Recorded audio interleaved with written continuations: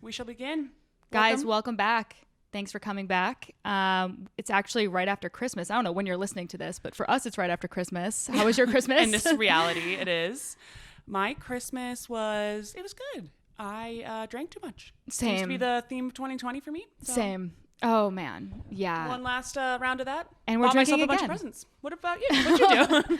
Yeah, did you? How many presents did you buy yourself? Oh, I bought myself a lot of presents. Good for you. So what I did was, my boyfriend's Jewish, which, mazel, like, God bless.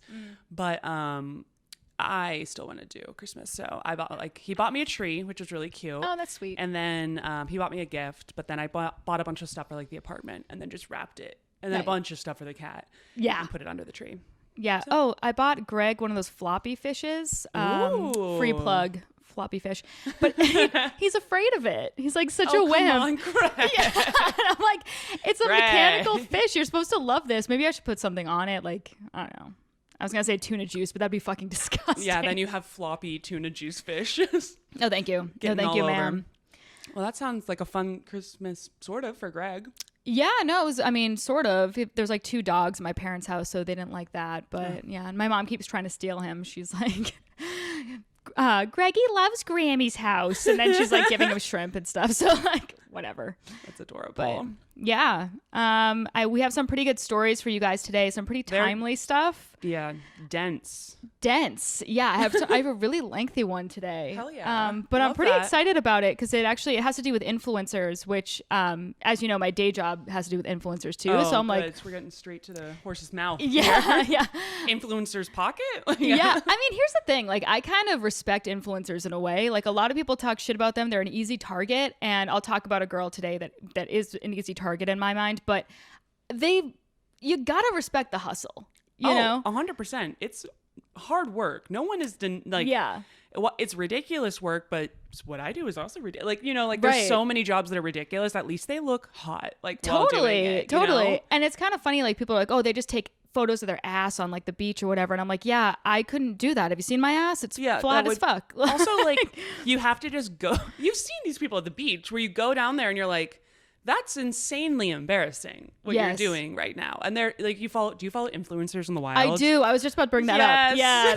That's a good one. Oh my God. It kills me. But yeah. It's kind of funny. Everyone's like, oh, look at these fucking idiots, trying to create this content or whatever. And I'm like, have they seen me on stage bombing? Because that's probably worse. I also anyone who's trying to create something, I always have a certain amount of respect for. Same. No matter what. You put yourself out there and I'm not going to necessarily love it, but good job on trying. Yeah. No, you know? I agree. And I also think that anybody that's creating anything, whatever it's for, if it's for you, if it's for the public, whatever it is, I don't think that everybody should be so critical about it. Or if you don't like it, don't like it and move on. Don't feel like you have to share your opinion and tear down this person, which we'll also get into today. I have a lot of opinions today.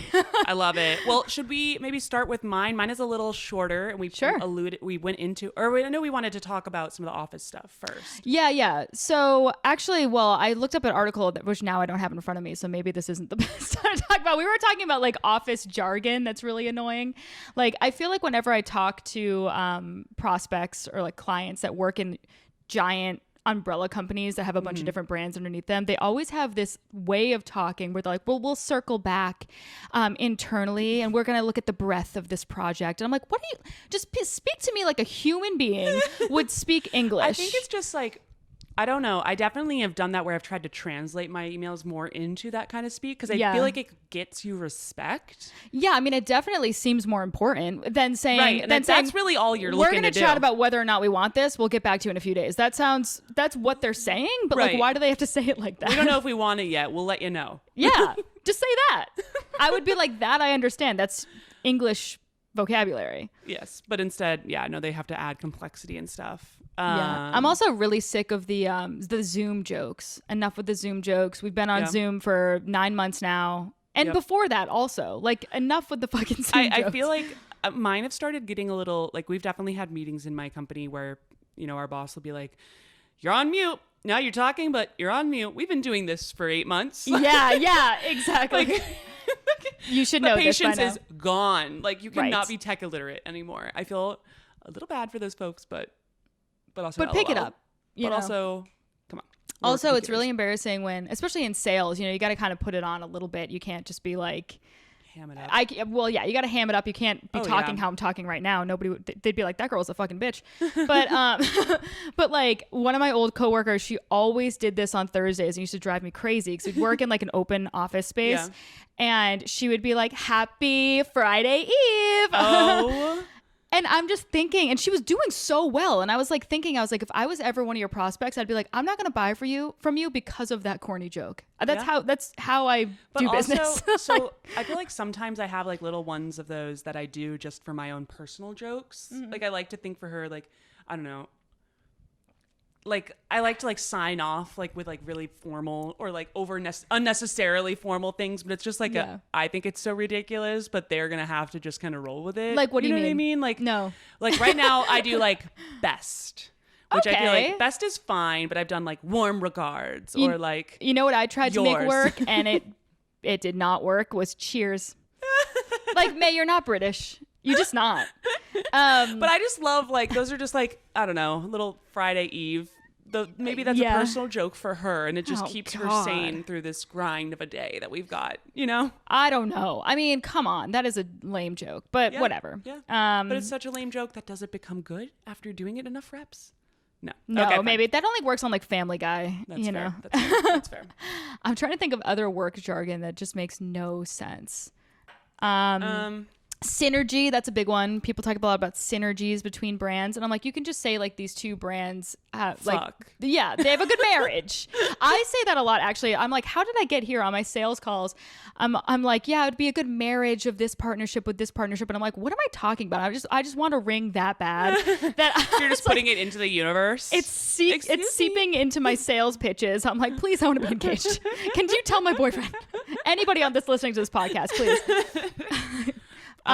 Wait, speaking Mark Norman. I want to talk about that for 1 second, which is not work related, but I was like hinting to Mark about being engaged as I do every evening, often. every Friday eve. And he was like, I had a few ideas about how to propose to you. Oh, he goes, a step? Yeah. So he's like openly talking about it, which I feel like it's coming. Otherwise, I'd be really fucked if he was just like fucking with me like that. Yeah, that would be funny. I wouldn't find humor in it, but he goes, one of my ideas was to hire somebody to fake mug you. Oh. and then he's like, and then I like save you from this mugger and then propose to you. And I was like, listen, I don't give a fuck. You can hire somebody to me. Like as long as you come out under the bed with an engagement ring, that sounds phenomenal. But I was like, we are on our last leg here. We were like, literally, whatever it takes. Like, whatever it takes. If you want to hire somebody to hog tie me and rob me at gunpoint, like that is romantic. What if you like beat the shit out of this poor actor that he hired? You're like, oh my god. That's what I was thinking. You just assaulted this man. I take the mask off. I'm like, Tyler Fisher? What the fuck? Oh my god! So funny! Oh my god! But anyway, you should go to the hospital now. Now I'm like walking down the street. I'm like, is anybody gonna come out and fake mug me? I wish. That'd be a great day. That would be a beautiful day for me. Well, I wish you the best. Thank you. In that endeavor, Matthew. I think I'm a pretty tough person to shop for, plan for. Yeah. Type A. So, good luck to him. What did he get you for Christmas, Hanukkah? What did all he of get the above? Me? Oh, he got me Common Projects. Oh, nice. Oh, I love those. Those are great shoes. Yeah. Yeah. I mean, well done. Yeah. Really, really nice gift. I was like, oh, thank you. It's not but just kidding. Mark got me laser hair removal, but to be fair, I did ask for it. That sounds horrible, but super fucking that's a great gift, but also from a boyfriend, hilarious. And I know. Also, I was like, hair I'm sick removal of is perfect. It's the best gift. I was like, I'm sick of shaving my vagina. He was like, I'm sick of looking at it. So being like that. So hell yeah, you should do it soon because you need to be pale when you do it. It's the rules. Oh yeah, because I don't know. My hair down there is pretty fucking black, so I think it always kind of works. But yes, technically you do have to be that way. Yeah. Well. Anywho, we can keep talking about that, or we can talk about my story. Let's get into your story. I'm excited. Hear it? Okay, I'd love to. So last week we talked a little bit about this. So I decided to do this. Definitely warranted its own episode. I'm going to talk today about the story of Quibi. Yes, which we talked about a little bit last week. Why did it even come up? I don't recall. I don't either, but it did come up, and I think I gave the details that it was short for Quick Bites, and it was an app, I guess is the best, like video technology, or I guess kind of basically became its own network or like little company. Like, correct me if I'm wrong, but it was exclusively shows on your phone. It didn't stream anywhere else. Okay. Yes. So yeah, you're absolutely right, and that comes into play. Basically, the entire concept behind this app was that it was going to be 7 to 10 minute short or quick bites, hence the name Quibi. Okay. That were going to be able to be played on your phone, but they were going to be really high production quality, like the equivalent of an HBO show, or, you know, they're spending a ton of money on it. Getting all the top, like, you know, celebs and things on board, good, you know, producers, and, you'd be able to watch it on your phone. The other thing was there was technology in it that would allow you to like watch it up and down vertically, and then switch it to watching it horizontally, and it would like seamlessly go between the two. So exactly like the Netflix app. So yeah, that was my question, because I was like, wait, you're saying, I guess it fills the whole screen, so it'd be shot like long. I see. It would fill the whole screen this way, where I guess the Netflix one wouldn't when you hold it like this. Yeah, but is that really the biggest selling point? Like, I don't really care about that. Again, it was to the point where I didn't even realize this was a problem people were having. So I don't think they are. I don't think they are either. But either way, point being, big. That comes into play as well. Mm-hmm. Turnstile technology, as they called it. Oh, give me a break. Turnstile. Okay. All right. Cute. But point being, a lot of money going into this. So, yeah, I guess it was basically the whole thing was it was designed to be watched on your commute, watched on the bathroom, stuff like that, whatever. Like if you're taking a shit, you're going to watch a Quibi. That's what you want to do. And I don't understand. Like, I feel like guys spend much more time doing that than I do. Like, totally. Mark will be in there for like an hour. Eat vegetables. Yeah, either that or Mark's just trying to like ignore me. Shh, I'm pooping. Yeah. Okay. Anyway, I'm sorry to cut you off. Well, maybe he would have he could have watched a full length Netflix show. He could watch the actual movie. Yeah, right. You know, women are more like the Quibbies. Okay. But anyway, so the people that were involved, like kind of in the creation of this, there's two pretty big characters. It's Jeffrey Katzenberg and Meg Whitman, both of whom, have you heard of any of them before? No. Well, they're Meg Whitman was the CEO and Jeffrey was the founder, and they both have these like insane careers in Hollywood and then the tech space, or as actors or like behind the scenes. Behind the scenes. So I'll do Meg first. So she was the CEO. She's around 64 years old. Princeton, HBS, Bain, like she has just the classic, like, you know, fucking elite background has been with all the bigwigs. She was formerly the CEO of HP and eBay. Oh, wow. Started her career, actually. She was at Disney for a while.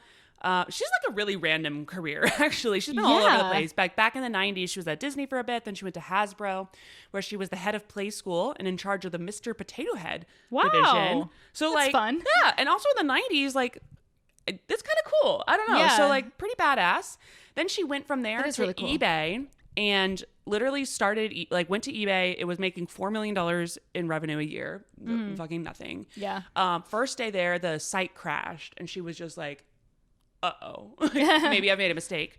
But under her tenure, she rose its revenue to $8 billion a year. Wow. So so how many times is that? Like, it's more. Like 100,000 times it's more. It's a good bit. Listen, I'm not good at math, but it's a lot more. Yeah. Either way, so she did a really good job she's like listed as one of the 100 most powerful women in the world, which would be like the top 5,000 for men. Okay. Net worth of about $5 billion.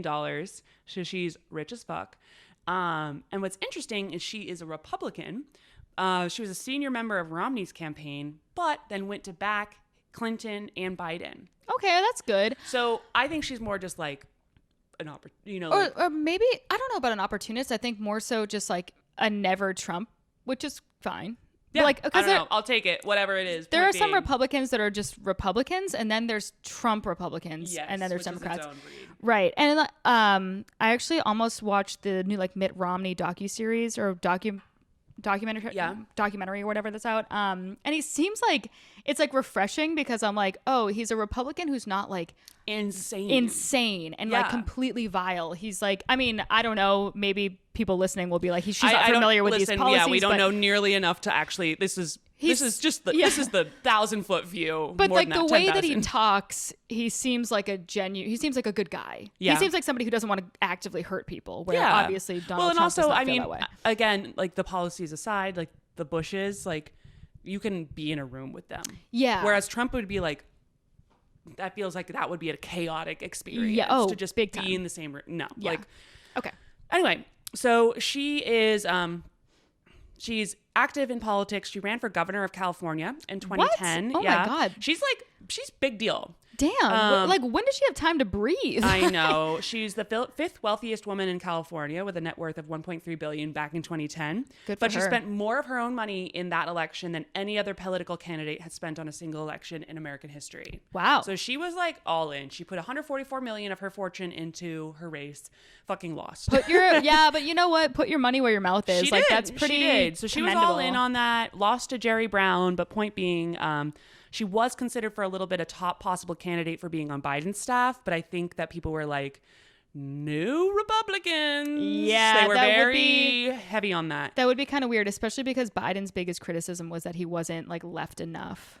Right. At least that I saw in the liberal publications. We're not politics. Yeah, right. Go ahead. But point being, no. Like, yeah. Right. Agreed. Yeah. So I don't think she's going to be, but who knows? I don't know. I don't care. Who knows? I mean, I do care. I don't know. Might be good for like unifying people, but yeah. Well, she's got time now. We'll get into why she has time. Okay. So she's the CEO. Jeffrey Katzenberg was the founder. So he is a bit different. So like she's like big time executive, big multinational companies. She was also, I thought this was funny. While she would at Hasbro, she brought the Teletubbies from the UK to the US. Oh, that's cute. Isn't that insane? Yeah. We know that's like a pop culture. We love the Teletubbies. I think. Yeah. Are they canceled? They're probably canceled. Probably. At this point. I think. Yeah, I don't know. I think there was something about like LGBTQ thing that happened with. I don't fucking know. You know what? Leave the Teletubbies alone. Leave the Teletubbies alone. Let's give her this one thing. Yeah, that was a cute thing that she brought over, and everybody needs to just get over it. All right, continue. Anyway, Jeffrey Katzenberg is the other person in this little pool. So he was the founder of Quibi. He was like going back in time. He's almost in his 70s by now, but was an NYU dropout. I thought this was super funny. So like his origin story, he studied gambling for a time. Wow. In order to run a club in the city in New York. And he learned how to count cards well enough that he was banned from several Vegas casinos. Wow. Right? He's a smart guy. He's a very smart guy. He eventually landed a job as Barry Diller's assistant at Paramount, where the patronizing name bestowed on him by Diller and Michael Eisner, who's the CEO of Disney, was Golden Retriever, and I don't think they meant that in a nice way. So do they mean that as like he's aloof and like I think, just happy? Well, I think he was just like always happy to please, kind of like sucking up. I think that's what that was kind of referring to.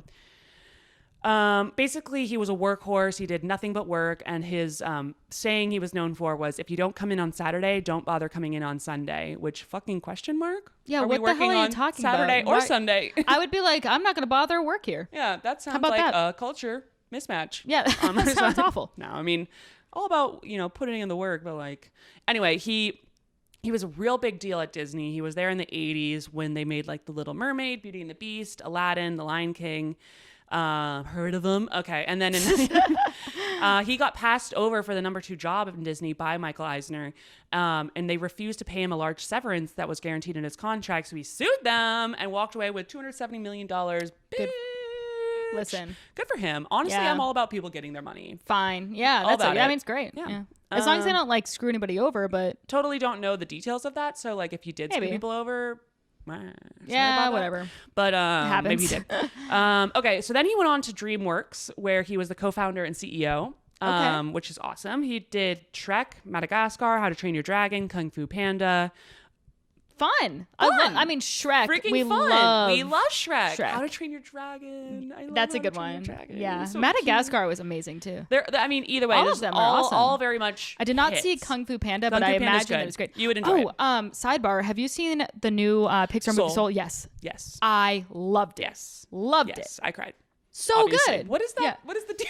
I cried with that too. Did you? Oh, it's a good one. Yeah, I watched. There's some plot holes, but I'll allow it. Big time plot holes. I love that one. I also love Inside Out. That was a great one Yes. too. Yeah. Is that the one where he has the emotions? Yeah, The yeah. little You're like feelings that are like. yeah, the feelings are in her brain. Yeah, it's or her- really yeah. cute. It's been a Yeah. while, but I love that movie. Yeah. Point being, DreamWorks. That kind are those? Actually, I think they're Pixar. Okay. That genre. Yeah. All about it. Love it. He married a kindergarten teacher from the Bronx, had twins because the joke was that they were more efficient, which is hilarious. And he does an annual rafting trip on the Colorado River, which is apparently one of the most sought after invites in Hollywood because he's a big time powerful guy. He's been doing this forever, 40 years now that he's been in, and he knows everyone. Like everyone who's anyone knows Jeffrey Katzenberg. Okay. So now you do too. Awesome. And then the third group would be a whole bunch of A-list celebrities were involved in this. They are all being hired by these two folks to create this content, producers, and then obviously to star in the content as well. The whole business model behind Quibi was that you would pay $4.99 for access with ads, which seems weird, but fine. And then $7.99 for no ads. I think that's legit though. It doesn't like Hulu does that. Yeah, too, I know. right? It's becoming more popular, but I'm just like, if I'm giving you money. Yeah. I don't know. I'm a diva. Yeah. No, I feel the same way. Yeah. Anyway, I'm just not. I just think it's becoming more commonplace, but I feel the same way that you do. That is bullshit. I don't love it, but I also don't like to pay for anything. So, okay. Anyway. Except for everything in this apartment all the time. Except for that. Except for I finance a good bit of stuff. Well, and you just get Amazon packages nonstop. You're like, I hate Women spending be money. Women be shopping. I want to do it. I want to start doing every time I get an. Except for people would be like, you have a problem. Yeah. You should start women doing be shopping. a TikTok. Like, I'm not a stereotype, but women be shopping. It's funny. Yep. So 2 years approximately ago, they started recruiting talent and started doing the financing for this new project. At that point, Jeffrey, can I call him Jeff? I'll call him Jeff. Okay. I'll call him Katzenberg. There you go. He came up with the idea for new TV. And the whole concept was a premium version of what people were used to getting for free. Okay. And that sounds kind of weird, but it's actually not. Like, I mean, you buy bottled water, you do a lot of things that you could do much cheaper, but you want like the nice component. You like go the to Sweet Green and convenience. then you let your vegetables rot in the fridge. Exactly, right? Yeah. exactly. So that was his like kind of originating idea around it. Basically, he was looking at the success of like YouTube, and I don't think TikTok was about there. Maybe it just I don't know. Whatever. Yeah. Actually, it may have been out by then. I think it was out, but it was I like don't mostly think for the youth. Yeah, it wasn't really for. I feel like now it's for like everybody. Yeah. and it was for like 18-year-olds. It was like purely them just dancing and singing, right?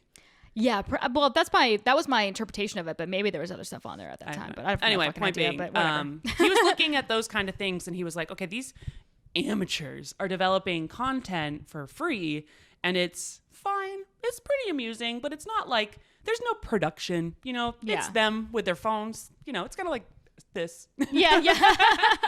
But point being that they were like, okay, so, you know, what if we take the similar concept of those kind of style of movies, like, or, you know, content. They really fixated on this length idea of being like the main driver. And they were like, nobody has an attention span. Nobody has paid, north which of 10%. I can kind of, you know, like, that's not entirely inaccurate. It's definitely not. But they were like, okay, so nobody's paying attention. We're going to make short ones, but we're going to add like Hollywood flair to it. We're going to give it actual money into the production and make them good. Cool. Sounds great. People are like, sounds good to me. Whatever. They raised a bunch of money. So they raised $1.75 billion from investors, including major Hollywood players, obviously, like Disney, NBC, Universal, Viacom, and then a bunch of VC groups and, you know, branches of large organizations. There are venture capital branches like Alibaba, which is the Chinese e-commerce site that's like way bigger than Amazon, which I'll definitely do maybe I'll do Alibaba next week. Great. There we go. Married, doing it. They put in 100 million. Google put in 50. Goldman put in 50. JP Morgan put in 50. Madrone Capital put in 100, which is kind of a little mysterious group that mostly does alternative energy. And then Quibi. Great. And they got buy-in talent-wise from like a ton of stars. People like Steph Curry, Tyra Banks, and Chrissy Teigen, you know, right. plus a bunch of others. Yeah. So life is good.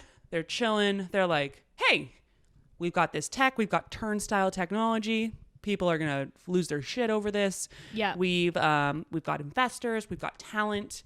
They got a lot of people who had pretty decent scripts. This is one of the areas that there may have been some issues to get them, the content. Okay. And they were spending like $100,000 per minute on production for this content. It was like their whole concept is that they were going against they were trying to break into this market that was dominated by groups like Netflix and I mean, HBO is really good at creating content and stuff like that, where they have those budgets. They have serious capital to put behind these. So we're like, if we're going to compete, we're going to need to be like the equivalent. So they were like, not only are we going to compete, we're going to be amongst the best. And so that's pretty aggressive. That's extremely aggressive. That's out of control. And also I kind of think but also I think sort of like some of the magic that happens on TikTok and other things are because it's so homemade and it's so silly. And you go into it not expecting like special effects. Like, who cares? Yeah. I mean, personally, that's not why I watch anything is for the special effects. I care about the story and the human interest. And like, so I think it's a little misguided. Maybe they need to do some I don't know. We'll see. You know what? You may be onto something. Spoiler alert. Anyway, so they had, they basically, a good quote for this is that Jeffrey Katzenberg was said, we're competing against free. We have to offer something that is meaningfully, measurably, quantifiably, creatively different than what you can get on YouTube. That's true. TikTok. And they were like, okay, we're going to spend $1.1 billion on content in our first year. Okay. That's most of its money. 1.75 is the total, remember. So that's not great. They also had a lot of so this is also notable. They had big ad sponsorship buy-ins already. Because honestly, this doesn't sound that crazy at this point. Yeah. So they had big ad sponsorship purchases already from groups like Procter and Gamble. They liked the idea, and this is actually pretty funny, that you remember how about a year ago there was all that controversy because Procter and Gamble and like these pretty like normal ass companies were putting up their ads and they would go up on like terrorist like uploaded YouTube videos and stuff like that, or like QAnon conspiracies. No, I don't remember. That's and they funny. were just like, oh yeah, we should do an episode on that. Yeah, we should. Yeah. But like basically the concept or they were just getting really irritated because it was like, a lot of those ads are based on the user's preferences and like what your profile is. So it'd be like a normal ad meant for you. Like it's for me, it's like pet food. And then like, if I happen to be watching like, I don't know, like QAnon conspiracies, it would just be like, or like guns. Yeah. And they're like, we can't have our ads next to guns. Like Guns Emporium. Yeah. Gunsandporn.com. That's so anyway, funny. So they loved the idea that they were like, this is just like good content, good, wholesome, Hollywood stamped fun, and we don't have to stress about our ads. About QAnon conspiracy theorists. Exactly. So they were into that. And so this was all 2 years ago that this started. Their plan was to launch in April of this year, which let's go back in time and remember what happened in April. Well, the world shut down. This has been like the running theme for so many of these news stories. I mean, and I get it. This has really impacted everything. But Quibi was certainly amongst them. And so they were supposed to launch in April, and they were like, fuck, this is a bad. But was all the content created? Because they had 6 months worth of content already created at this point. Because why wouldn't they just... Well, they did. So they were like considering delaying for 12 months because they were like, this really fucks with our... Does it though? Or would it be a big opportunity because everyone's at home on their phones?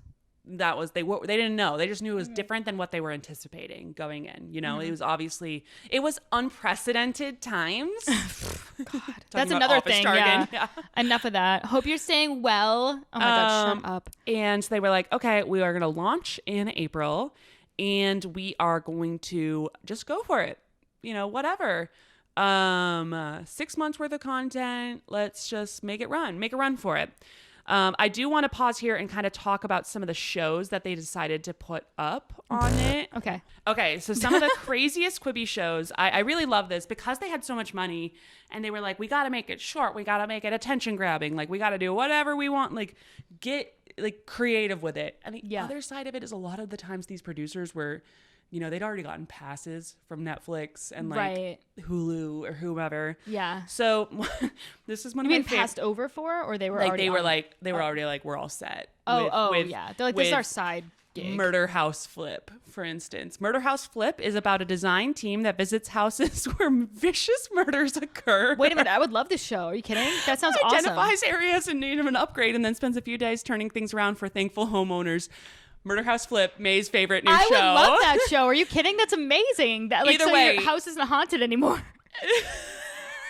I love that shit. That's hilarious. But either way, I think about that all the time. I'm like, because I listen to a lot of murder podcasts, and I'm like, there's so many houses where murders happened in. I'm like, that has to affect the retail value, obviously. well, I would want to just like tear down there you the go. house. You can probably, I don't know if you can find it anywhere. Maybe on YouTube, ironically. Maybe later. Who knows? Yeah. Point being, it's a little out there in terms of concept, but there are viewers for it. Personally, I would fucking love that show. Another one, Chrissy's Court. This is the one I mentioned a little bit earlier. Show stars Chrissy Teigen and her mom as the judge and bailiff, but like on real court cases. It felt yeah. like. What are you talking about? Like, So like it was kind of like Judge Judy, okay, but like Chrissy is Judge Judy, but she has no credentials. right? Is it like they present her with a fucking quiche and she judges the quiche? No, it's like people. Okay. And Yeah. it's like I got into a domestic assault situation Chrissy with my Teigen, and you're like, but this isn't funny. This isn't funny, and well, has she ever been funny? But also this isn't funny, and also what? Yeah. Okay. The next one, Dummy, which is this spliced up movie stars Anna Kendrick and Donal Logue.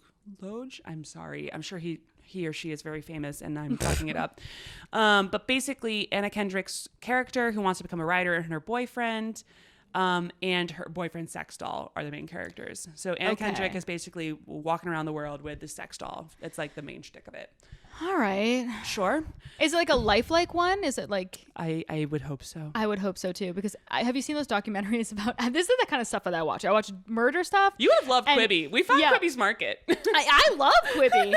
I'm like, why did it fail? I don't understand. So I've watched a bunch of docu-series about like these guys that get lifelike dolls and then they like bring them around to their parents and they're like, this is Christina and like, I want you to respect my sexuality. I love Christina. Case, Anna Kendrick gets in a relationship with one of these guys. With a guy who loves a Christina. Yeah. Okay. I would love all these shows. There you go. Except for Chrissy's Court. I wouldn't watch Okay, that. well there's a couple more that I think are a delight. They're definitely they're concepts. Thanks a Million, which is where this one's an awkward one. Kristen Bell, Tracy Morgan, and Jennifer Lopez, and probably some others.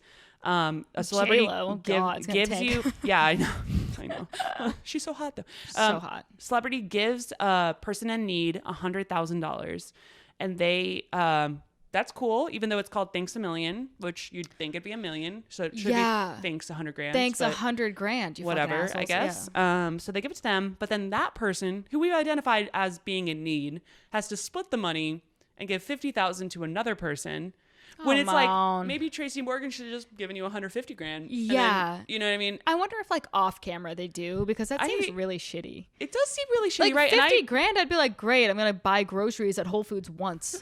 Like, yeah, it sure feels that way. Literally. And then that person who got $50,000 has to do it again and split it again. And there's taxes. Like taxes on this is gonna be like 50%. It's like cool. Probably. I walked out of there with $10,000. I mean, that's great. $10,000. It's great, but it's also awkward when it's like Kristen Bell looks like a fucking hero. When I'm like, okay, I don't know. Why are you making someone who you've identified to be in need? You're immediately making them give away $50,000 of that, and like Kristen Bell can afford to give much more than $100,000. So I feel like that one I was just like, that's awkward. I guess the whole thing was like paying it forward. I understand the sentiment, but I would love if they did that and at the end they were like, and we're gonna give that, exactly. You guys are all gonna get the original amount. We love that you tried to give it, like that. Yeah. It's still manipulative, but at least I'd be like, yeah. Maybe it was gonna be like that. I don't know. Anyway, because that seems right to me. But this is one too. Nikki, the next one is one of my favorites. I would like this one. I already know this one. Nikki Fresh. Yes. Fresh with a $$ instead of an S, so fresh money or whatever. Okay. Nicole Richie, who did you forget about her? No, I did not. You shouldn't have. I love her. She's out there, and she decided to become a trap music artist, making eco-conscious choices while dropping sick beats and performing in music videos. Her raps are meant to be educational and woke, and a genre of her own making called Parent Trap. Oh, man. I actually would watch the shit out of that. I would watch it too, just because I love her and I know that she would make it funny. I actually saw a preview for that show where she was saying, she was like, well, it's good that we have all the cultures writing for this show. And they were like, she was like, you know, like white, black. And they were like, who's black? And she was like, me. Like, because people That was the preview? Yeah, that was the preview. And I was like, that's really funny. That's very funny. Yeah, she is really funny. I actually recently rewatched The Simple Life. And she's just like a very funny person. Like she might have lost a little bit of that with like the filters that you have to put on yourself, but she is so She's out of funny. control. Yeah. I mean, yeah, big fan. I like her. But an insane show. Dismantled, where they just shoot chefs with a bunch of food and they have to like lick the wall and figure out what was the food. And then have to recreate the meal with 30 minutes. Wait a minute. Why is that I'm sorry. All of these cooking shows have just added like layer after layer after layer of like, they're like, and you also, your parents are standing over a pit of lava. What? Why is this cooking show taking? And if your lasagna isn't perfect, they're going to fall through the lasagna lava or whatever. There's an engagement ring in the lasagna, but only if it's the right temperature. So ridiculous. I do love the Great British Cooking Show. Have you seen this? I've heard that I would be a fan. They're just like very friendly and just like kind. Oh, they're kind. They're friendly. They make really, really impressive meals. I love it. I love all these shows. I would have loved Quibi. Well, my favorite, the last one, which I actually probably would have been like really into, is Fierce Queens. Okay. Reese Witherspoon. She's so great. She is hosts great. and narrates the Quibis that focus on female animals from cheetahs to ants and how fierce they are. So okay, like it's just like a nature show, but Reese Witherspoon just like being peppy on top. Okay, that's fun. I'm on board. I'm fucking on board. That name threw me off. I thought it was going to be about drag queens. Yeah. Well, queens of the animal kingdom. So like Queen Bee. It would have been actually really fun for them to have a drag queen narrate it. Yeah, that would have been. Yeah. That would have been great. Yeah, that would have been really good. Anyway, so these are some of the samplings. Point being, they were taking a lot of creative liberties. Obviously, these are a little bit like wackier ideas. They're not like run-of-the-mill like boy meets girl and they work in an office. I mean, that's obviously delightful. Just snorted. Yep. That's great. Good jokes. Thank you. This app ran for 6 months and then shut down due to a clear lack of profitability. Good. So, well, not good. I like those shows. I like those shows, but launched in April. 6 months later, it's down. That's fast for any startup. People still had like toilet paper. Yeah. From pre-pandemic. Yeah. Before this app was gone. So why? Just people just weren't subscribing? No. I certainly was not. No, that was the thing, is that they made all this stuff and it was full of these celebrities. Like we just listed like probably 10 to 15 celebrity names that you know. Mm-hmm. You know them for sure. But you know them, but you're not necessarily going to like, I don't know, cult follow them. I think we kind of talked about this a little bit last time. It's not like there's certain people on these YouTube and, Patreon and things like that where you're like fans of what they're doing or making rather than like, I guess you view them more as creators rather than Hollywood stars where they're like just in things. Oh, exactly. It's like a nuanced difference, but I think that was part of, this is my theory. There's a lot of theories. And I mean, the biggest one being COVID. Yeah. They were really relying on people, which I was always like, they were like relying on commutes. And I'm like, but that doesn't make any most sense. of the country drives. Most of the country drives. And also I like to listen to a podcast. Right. Not watch something on my commute. I don't know how much screen time do I need? Like I don't need to like constantly be watching a show. So that was what they definitely blamed it on. There were a couple other factors at of course at large. Like there was a lot of the management there between Jeff and Meg. Okay. They did not see eye to eye. No. Oh, really? They, at least while things were going, like I'm sure initially they probably had a warm relationship. She wouldn't have come on board otherwise. But it basically got like where they were fighting all the time. Like apparently they had just built this new office and they literally carved up like floors of the office that were for each one of them. Yikes. Katzenberg was in the content corner. Meg did everything else, with marketing being a particular like headbutting area on how they were going to move it forward. They did do a really bad job on marketing, I have to say, because you really didn't hear about it until it failed. Right. Like you heard about, I saw like billboards and stuff, but like who fucking cares? Like So- if I see a billboard with Anna Kendrick, I'm not gonna, no offense Anna Kendrick, but like I'm not gonna, She does stuff all the time. Yeah, I'm like, I'm like, okay. oh, Anna Kendrick's still working. I'm not gonna be like, I'm oh, sure she is. I'm gonna spend $5 to see this Anna Yeah. Kendrick. I don't care. I'm not super worried about it, But Tim Dillon, I would do anything. I know that was what we were saying. Well, that's Yeah, I mean, yeah. that could have been. So Right. that was kind of one of the other things. So they were fighting with one another, which is never going to like help. No. It's not going to help a company be successful. They had these like very old fashioned.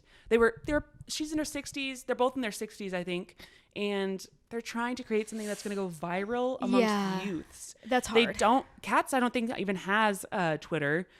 Meg does. Her last tweet was from like 5 months ago, which don't get me wrong, I'm not active really on Twitter. I fucking either. hate Twitter. I Yeah. hate it too. Hate I it. don't get me wrong, but like at the same time, like you gotta know. Yeah. If your whole thing is taking $1.75 billion and turning it into online streaming service, like you got to know what you're doing. They were doing advertisements like billboards, which are super old fashioned. They were Super trying to, old-fashioned. the market was 25 to 35-year-olds.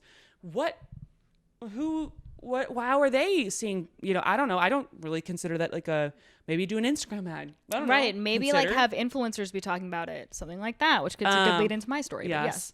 And they also were really old fashioned with how they were approaching it in terms of ignoring like what was actually going viral and like the people and the influencers. Like that's really a perfect segue. We talk about Tim Dillon so much here now. Oh my God. I think about him from when I wake up to when I go to bed. Like, but exactly, everything. like he has like people who really follow him, whereas like I don't know, whoever Chrissy Teigen, people really like her. People online. like a lot of people know about her. I don't think that she has like diehard like sycophant fans. Absolutely. Maybe she does. I don't know. I'm just not. I don't know any of them, and Sure. I'm not one of them. So. And then this is just like they were like using A-list Hollywood people because they were like, this is why these are the people with value.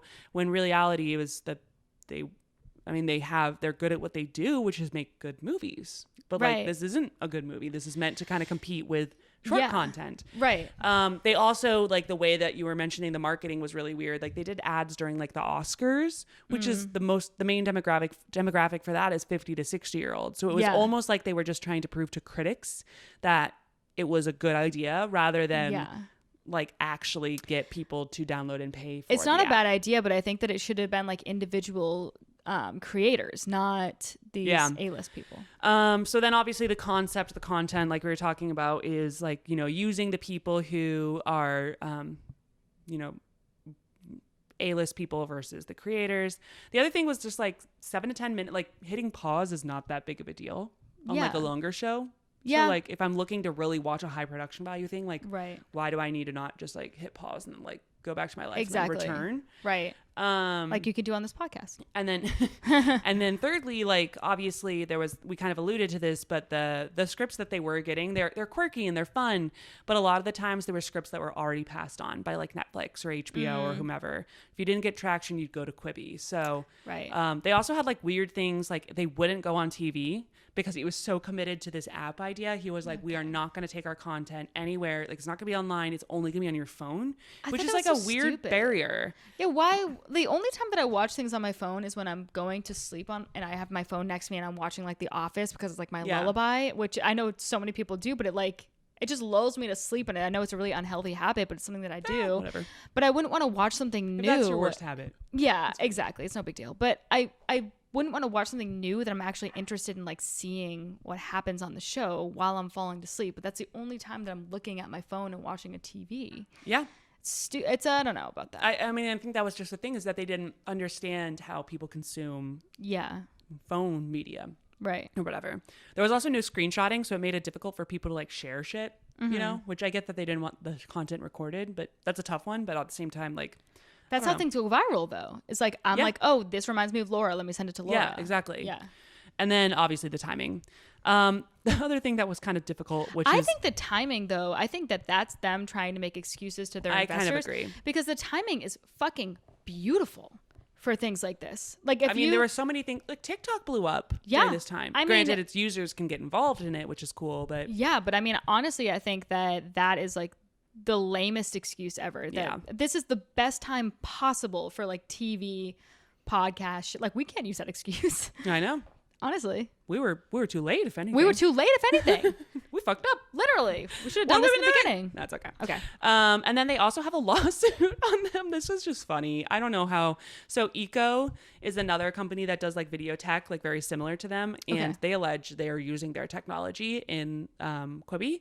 And like right away in April or March, they were like, hey, you can't do that. And they were like, it's called Turnstile. And they were like, that's what we do. That's our thing. We have a patent on it, etc. They're also funded by Walmart, which random, and put the lawsuit on them. And they have just basically been continuing to hit on them, which is kind of a bummer because Quibi has already gone under. So, but they're like, basically you can't just sell off your video technology as part of like trying to get your like liquidation of all your assets because it already belongs to somebody else. Yeah. Oh, so shit. they're in court. Like I'm sure not poor Meg. I don't know. Is it Honestly, poor Meg? I don't know. Well, they're probably like, you know what? It's kind of like us investing, $200 into a project, and then the $200 doesn't work out. And we're like, meh. Yeah, I know. I mean, like you go into, and that's the thing in investments. Like you anticipate losses, losing your money. Yeah. You will lose. Yep. You will. That's just how it is. But you hope one of them works out. Right. I want to actually, I'm sorry, I missed this one thing. Jeff, I actually have a little bit of a problem with him. He's a little bit old fashioned. Like this kind of goes into what we talked about last week. Gal Gadot came into their office apparently and delivered a really like passionate speech about wanting to elevate the voices of girls and women.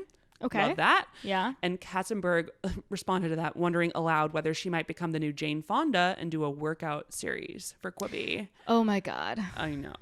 So that's he's funny. The point being, and he probably It's didn't just, like, actually a little mean out of touch. he didn't probably mean malice mean by that it, it was I'm sure. mean, but it was like you're so missing what's up. Yeah. You're very out of touch. So I kind of bringing that in. But a lot of their content was really good. People like May loved it. I would have. I didn't see it because it wasn't marketed to me, but I would have loved to have seen it. Free Ray Sean or hashtag Free Ray Sean. I don't know how you say it, but apparently that was really good and won a pair of Emmys. What's that? I think it was something about like unjust jail sentence. I don't know. I'm making this up. I didn't look into this. Like, I have no I'm idea. like just reading context clues. Free. He could be like getting free of like a relationship. You're no, like, it was listen, something. It was definitely something to do with prison. Justice. Yeah, social justice prison thing. I mean, that's fucking awards bait. Totally. For sure. And right now their website is still up. Their Twitter is now locked. The lawsuit with 𝐂𝐄𝐃 is still live, and they are available for jobs. Oh, and apparently in the wrap up email to all of their employees, which is kind of sad. There was like 200 people that worked there, and they all are unemployed now in a really tough year. But he told them to listen to the song "Get Back Up Again" from the soundtrack of Trolls. Oh my God, we talked about this last time. I love the soundtrack of Trolls. It's so good. Well, Katzenberg agrees. Yeah. But anyway, that is the story. That's the story of Quibi. Wow. R.I.P. Quibi. You lasted like a year and a half or something like that. Even, from like not even 6 months. No, but I mean like from the fruition to around 2 years to for launch. The whole, yeah. Just being a new TV idea. R.I.P. Being translated into Quibi. Yeah. I mean, I thought that I had, and I told you this over text, that I think would have been a really great Quibi show is Giannis Papas's character Marisa goes to Europe. That'd be great. Kind of shit. Yeah, that would be so fun. Like Marisa has or Marika, however you say it. Yeah. No, I think it's Marisa. That's it. Yeah, that's it. That's the one. That's it. That's it. Are we allowed to say that? I don't know. I don't know. I mean, he says it. Fuck it. And he's Greek, so whatever. But that character going to Europe would be so fucking funny. And there's a big following. Like when he goes to Miami, he sells out doing Marisa, and he'll open for Marisa, and everyone's like, "Who the fuck is this guy?" Right. And then he'll come on stage as Marisa. It's so funny, and he'll be like, "Don't look at my feet," or whatever. No free. So fucking funny. Yeah, and I mean, I just would have, you can. When you see something has failed, there's so many ways to like point fingers and be like, this. Yeah. But I would have really liked for them to, actually try to capture the spirit of virality, or those people who are making that happen. Because I really think it's about those creators and those people who hadn't been given a platform. Because if Marisa was able to go to Europe, Netflix would have done that. But it's like fun. It needs like its own quirky little home, and it's fun. Yeah, exactly. And as the great Tim Dillon says,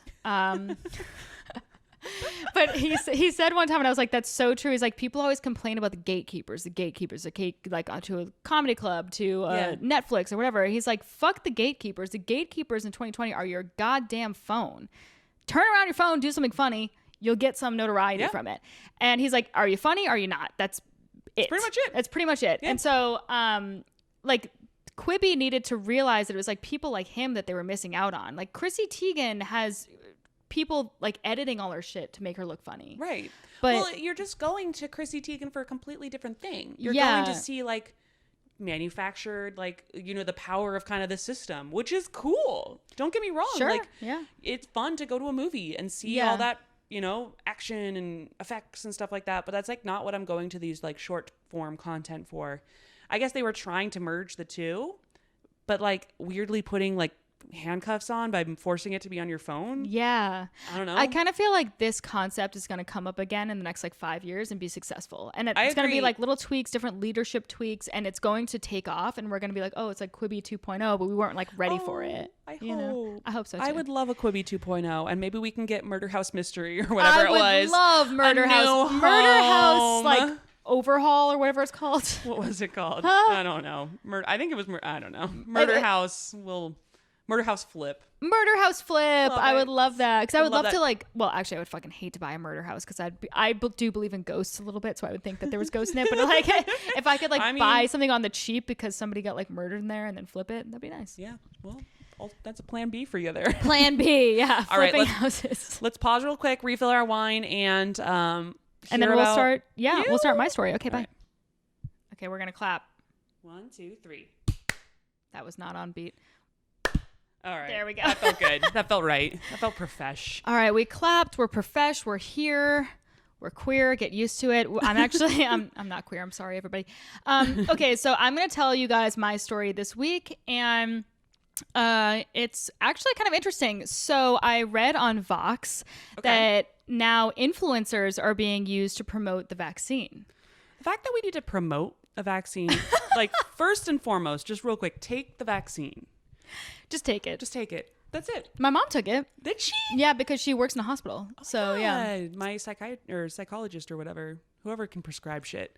I talked to her today and she was like, well, I took it. You should take it. And I'm like, yeah, I will once I can. Right. Can I get it? Do you have one? Can I get that? Yeah. And then there's all these things going around. I've seen like some of my conservative friends posting that people are getting Bell's palsy, which is true, but that's also representative of the like amount of people that would get Bell's palsy in a regular like sample size of that amount of humans. people. That's right. People who get Bell's palsy. Yeah, they're like blaming it on the vaccine. It's all very silly. You're not immortal after you get it. Right. It's completely ridiculous. You can still get other illnesses. Yeah. Yeah, it's not. But I thought it was just like so remarkably 2020 that influencers are being used to promote the vaccine. That's incredible. Yeah, that's definitely a sign of the times. Yes, exactly. That's very 2020. And you know what? I think honestly effective. Truly. I really do.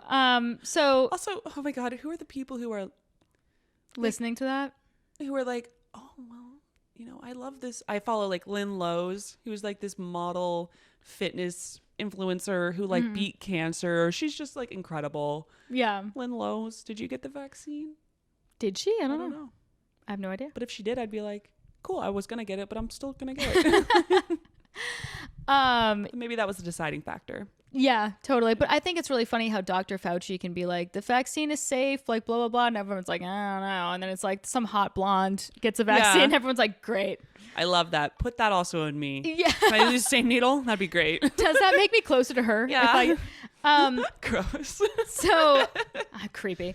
So influencers have actually been used by state departments throughout the COVID-19 pandemic because they were there to like promote like best practices about COVID-19. Okay. Especially New Jersey has been using this really well, which is so fucking New Jersey. Like just Jersey Shore. Like it's just like Snooki. Yeah, exactly. They're like, listen, I'm not gonna listen to experts, but I will listen to if I Snooki. drink this bottom of the shelf vodka, then you can get the vaccine too. Yeah, totally. Snooki says. Yeah, so they made like this big campaign about it. So like here we were the whole time thinking that influencers just cared about our well-being and wanted all this to get out, but they were actually getting paid by the state of New Jersey or other state-sanctioned things to get some information out about COVID-19, which whatever. I actually think like really care. Like if whatever we need to do, just totally, make it happen. Totally. I remember like in the beginning of the pandemic, like McDonald's changed the arches to be separate, and it's like supposed to be like social distancing, whatever, and which is silly and it's cheesy, but whatever. It's like virtue whatever signaling. models or McDonald's is going to do. Or I don't even know if virtue signaling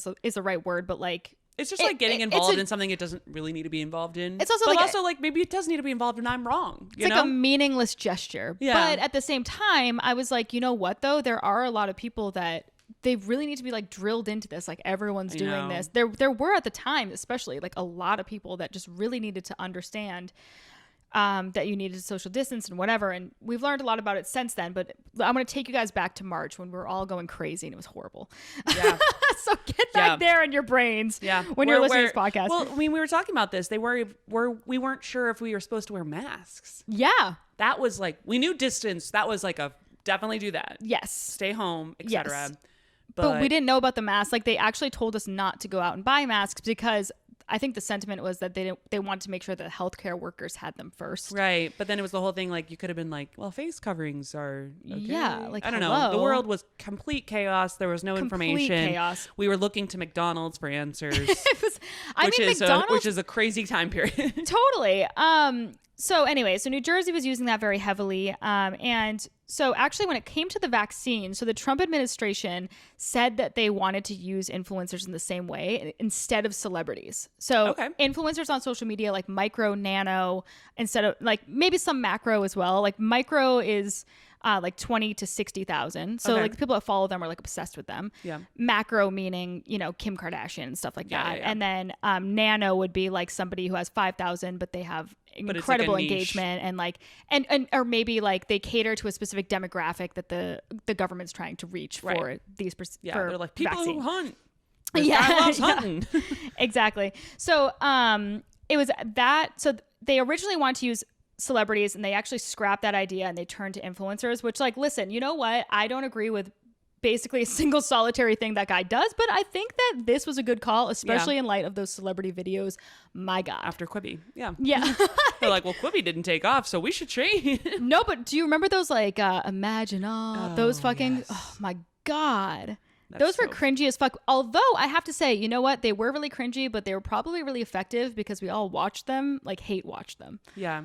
So it's just, it was tone deaf and kill yourself. Okay. It was awful. But I love this 2020 solution. I feel like there was somebody young in the marketing departments of like New Jersey State Department and was like, you know what, this is going to be effective and good for them because I kind of agree. We are living in this parallel universe where influencers have much more influence than they should probably. Yep. I respect them, like I said in the beginning of this pod, but whatever. There was this one quote that I found in particular that I thought was really funny and just like such a sign of the time. So the quote is out of this Vox article. The U.S. Surgeon General Jerome Adams directly called on Kylie Jenner to encourage people to take the pandemic guidelines from health professionals seriously. Oh my God, to be a fly on the wall for that conversation. Yeah, like let's ruminate. Let's just pause there and think about where we are as a society. Right. Yeah, like Kylie Jenner, who's she married to again? She was married to Travis Scott, or maybe not married, but I think they have a child together. They have a child together. Yeah, she's a child with Travis Scott, who love it, but the what do we attorney do? The attorney general is like, I need to make this very important phone call to Calabasas. Please connect me to the Jenner plantation, or whatever the fuck they have, ranch, whatever. No, you have to get off the phone with Travis. No. Travis Scott can wait. Yeah, literally. Oh my God. So ridiculous. But you know what? It is fucking effective. People hate on it, but you know what? She did, and she put it out there, and she put it out there to 166 million people. Yeah. It's a lot of fucking people. It is a lot of people. It got them the message. They saw the shit, and that's really the goal here. So there's also probably not a perfect way to do it, to be perfect. Like, to be honest, like there's no what are we going to do? Billboards? Oscar ads? Right. And it's not like we can like rely on like, it's not everybody doesn't even watch the same news anymore. It's not like we all tune into the 9 o'clock news like we used to. So I think like, unless you use one of those like emergency alert systems, which would scare the shit out of everybody. Oh yeah. Why didn't they just do that? Like an Amber Alert. I don't know. I mean, scare the shit out of them. I don't think they're that concerned about that because I think everybody's they were freaked scared out the fuck out all the time about everything. I like the message coming from Kylie. Yeah, same. It's a little softer. Also, get my lip kit. Right. I mean, honestly, her lip kits are pretty good. Yeah. TBH. Good for her. Good for her. So actually, I was reading up on this, and the tactic is not new. So they've been using celebrities for a long time to promote vaccines, which is really funny. So like back in the day, Elvis actually took the polio vaccine on the Ed Sullivan Show, which if we have any older viewers, they're like, yeah, duh. Yeah. But I didn't know that. I learned. I about didn't know that either. So were people like not sure about the polio vaccine? Polio also is scary as hell. Yeah, it's crazy. Like what? Yeah, like we think coronavirus is insane, which you it get is, like frozen. Yeah, polio is gnarly. But coronavirus is like you get a cough, and it's like I get a cough like every couple of months, like just because I'm totally or like an idiot. I don't know. Yeah. But no, polio is really narcore. I don't know why I just said that, but anyway. But I like it. Narcore. So this is actually, it's not like a brand new concept. It's been happening for a really long time that they've had celebrities like speaking out about public health things, but now it's just like a little bit more wide and with people that aren't like necessarily like household names. Okay. So some hesitations that influencers have is because when they're approached by New Jersey, New York, whoever they're approached by, they actually get paid to put out these PSAs basically. But they're really concerned because the way that influencers make money is obviously like, here I am using this Becca highlighter. Here I am using this mascara, whatever it may be. And they're concerned about doing anything political, which is really kind of fucked up that taking a vaccine or wearing a face mask or social or like whatever it is, like a public health thing is now now and has been for a very long time, obviously very left or right. Yeah. Which I think is really insane. But the problem but just like the hurdle that they're facing is like they have to find the right people that have the right audiences, both demographic wise and size wise, obviously, and engagement wise and all that, because people buy the shit out of their followers. And so I bought them for Password. Yeah. Why wouldn't you? So I should buy some for Greg Cudanon because he looks like a fucking loser right now. Let me tell you something. Get him some. But basically, they have to find the right people that they can trust that are going to get the message out there without misinformation, which is obviously running rampant. But I mean, that's a whole nother fucking rabbit hole we can go down. But without misinformation, but then they also have to be able to put their own spin on it. It's not like they can do send out a copy and they just like change a few words in it. Right. It has to be like in their voice. Yes, because the whole point of like Lynn Lowe's, this is my workout tips, and also this workout goes great after a vaccine. I love it. Love it. God. That would be a really good sketch, actually. You might get Bell's palsy, but your ass is going to look amazing. It looks great. But like lunges, and like you lunge to the doctor and they get you. Oh, God. So they have to like trust these people because obviously the intention of using influencers is so that it is more authentic and less like coming from the government because it's a contentious time. I don't know if you guys know this or not, but a lot of people don't trust the government. Yeah. Wow. Did I just blow your mind? Wow. And also like you can't have a blanket PSA because people fuck up. Like I remember this one time Scott Disick, who I love, by the way. I know a lot of people have opinions about him. I fucking love him. I find him hilarious. But Scott Disick fan. He's so funny. And also his new brand Talentless is great. Have you seen this? No. It's like sweatshirts and stuff. It's amazing. I love it. Noted. I'll look it up. It's really good. I think you would really like it. I'm just like plugging a bunch of stuff. Yeah, you are. You're like Murder House Flip. She's like Tim Dillon, obviously. If you guys aren't, stop listening to this podcast. Go listen to Tim Dillon, and it would make me just as happy. Honestly. Yeah, fair enough. We can't compete with him. That's okay. Oh, he's fucking. Once incredible. You finish, maybe come back. I don't know. He is incredible.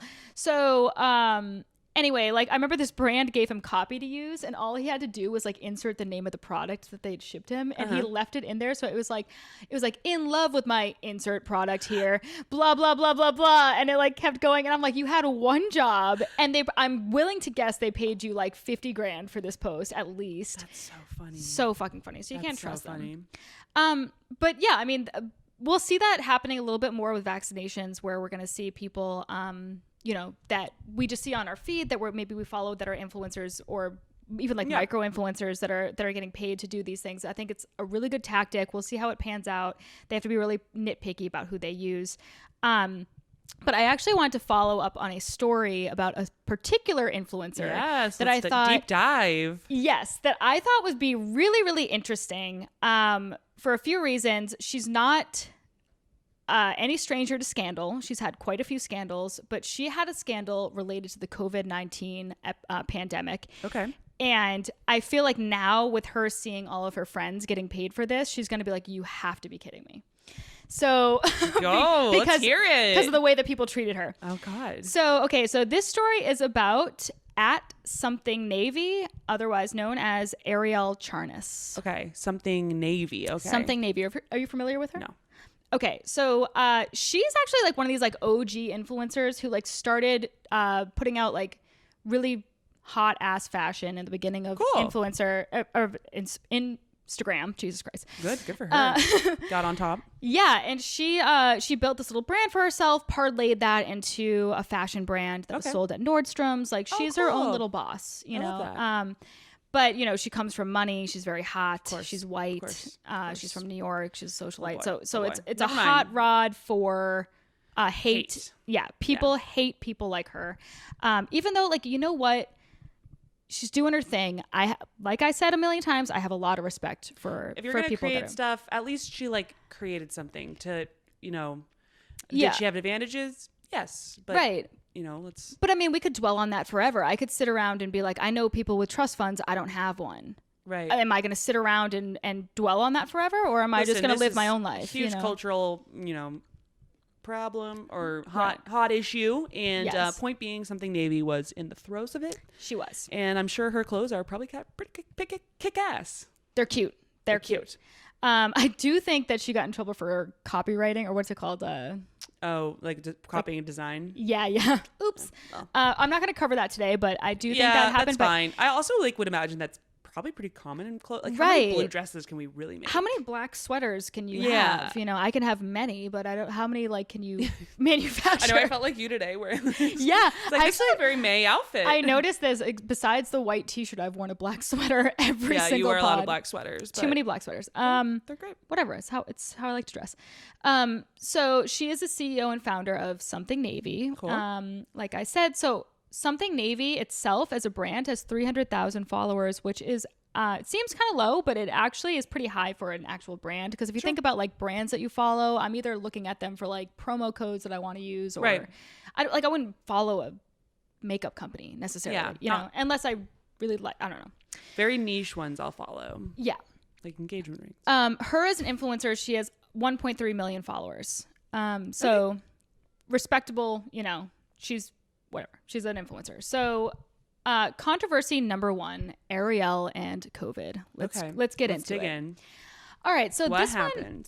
So it was in the early days of COVID back in March. So like we were talking about, there was a shortage of N95 masks. People didn't know what to do. They were like staying home, and everybody was just like looking for things to get mad at. Yeah. You know, like we were stressed and like, projecting like, it's just insane. Like I remember there was like also a shortage of tests, if you remember. Yeah. And you were only supposed to go get tested if you had severe symptoms. Like otherwise, you couldn't get tested. Well, most people. Most people. And so it kind of felt like getting tested was like a luxury. Was a luxury, exactly. So, but I just remember like the general feeling in the air. Like people were just so awful and like unhinged. Like that really, truly, it really was like human nature, like fucking amplified. Hinged. Like I kind of felt like I was living at the time in a 400 square foot apartment, with no natural light. It was me and Mark, and I was working all day. He was doing podcasts all day, and like we're in this tiny little space together. And it was you know, it's hard.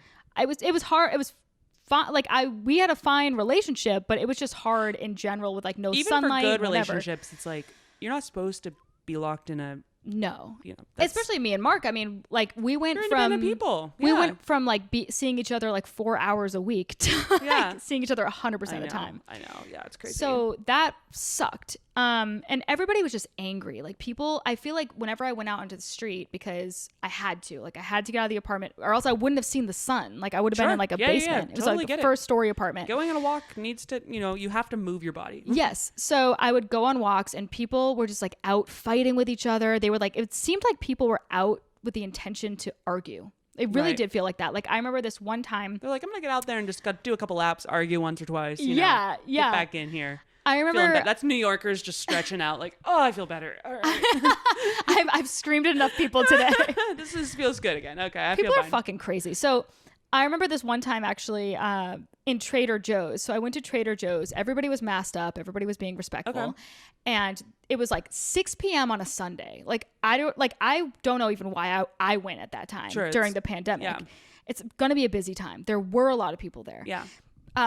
Even though they were doing a good job of like one in, one out kind of thing. But then there was like, it's busy. It's busier than it would be at 6 a.m. for example. So I go in there and there was this old lady, or like she wasn't even old. She was probably my mom's age. She was like 60 years old. And she was, she was yelling at people. She was like, get away from me. I have cancer. Get the fuck away from me. Screaming at people. Why are you there at 6 p.m., That sweetie? was my point. And so I was thinking to myself, I was like, you're lying about your cancer because anybody that has a pre-existing condition would never. No, you would get fucking groceries delivered. Have you ever heard of Instacart? You dumb ass. Like, so I just felt like she was making this up so that she could go. She was probably really lonely, like went outside and was like, I'm going to pick a fight with the first fucking person I see. That's the other thing is that there's so many crazy people here that it was just like, well, here you go. Here's this perfect situation to dig in. A lot of the people with means had fled the city, which we'll also get into as well, which people had a lot of opinions about. Yep.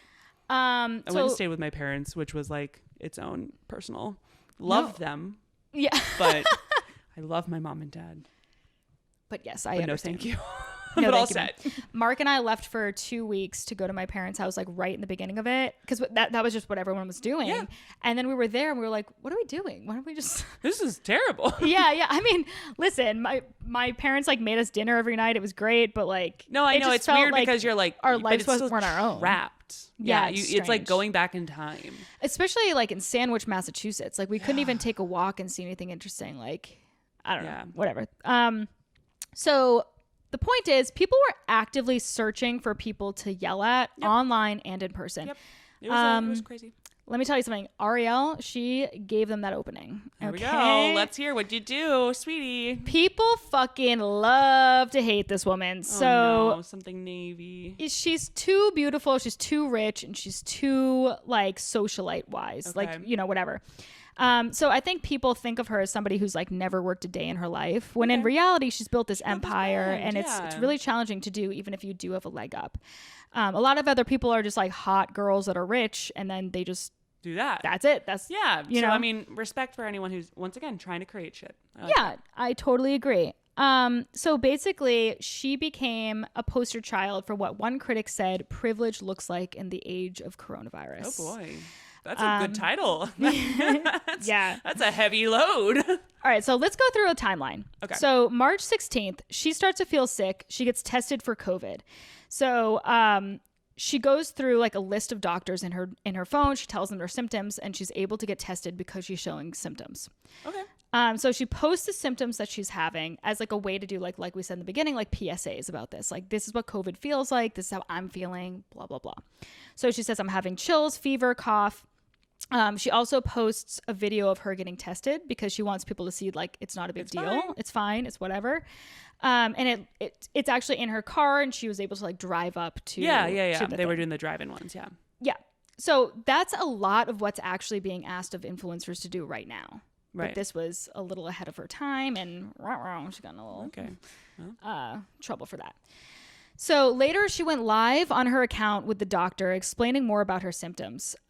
So a lot of followers at this point, they were praising her openness. Other ones questioned how she was able to get a test when so few were available, obviously. Yeah.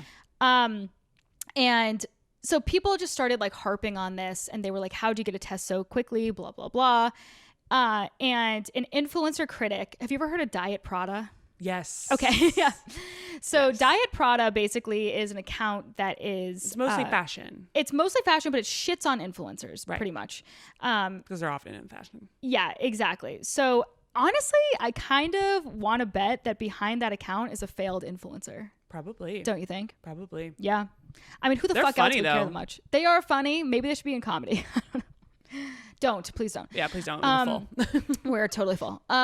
So anyway, so she went on this live on her Instagram explaining her symptoms. But Diet Prada called out Arielle for, quote, flaunting her privilege, which is, you know, fine. That's aggressive, but It's aggressive. It's kind of reaching. I don't know. I'm not the person to be able to make calls on if that is or not flaunting her privilege, but you're right. It does sound like kind of like a healthcare PSA, and she had access to this stuff. But like, Yeah, it's also on the government for like, why wasn't the access more exactly. It's not mandated? And, like, Arielle's fault. she's not making policy. No, she certainly is She's not making policies. Not charge of that. Like, you Right. know, maybe we should have more. I don't know. And I feel like people really lost sight of the fact that, you know what? Like, she's trying to do the best thing for her family. And if getting tested was the best thing to do for the 4 people, including her children that live in the house, like Right. as a mom, I mean, I'm not a mom, but like if I were a mom, as a cat wannabe mom, mom.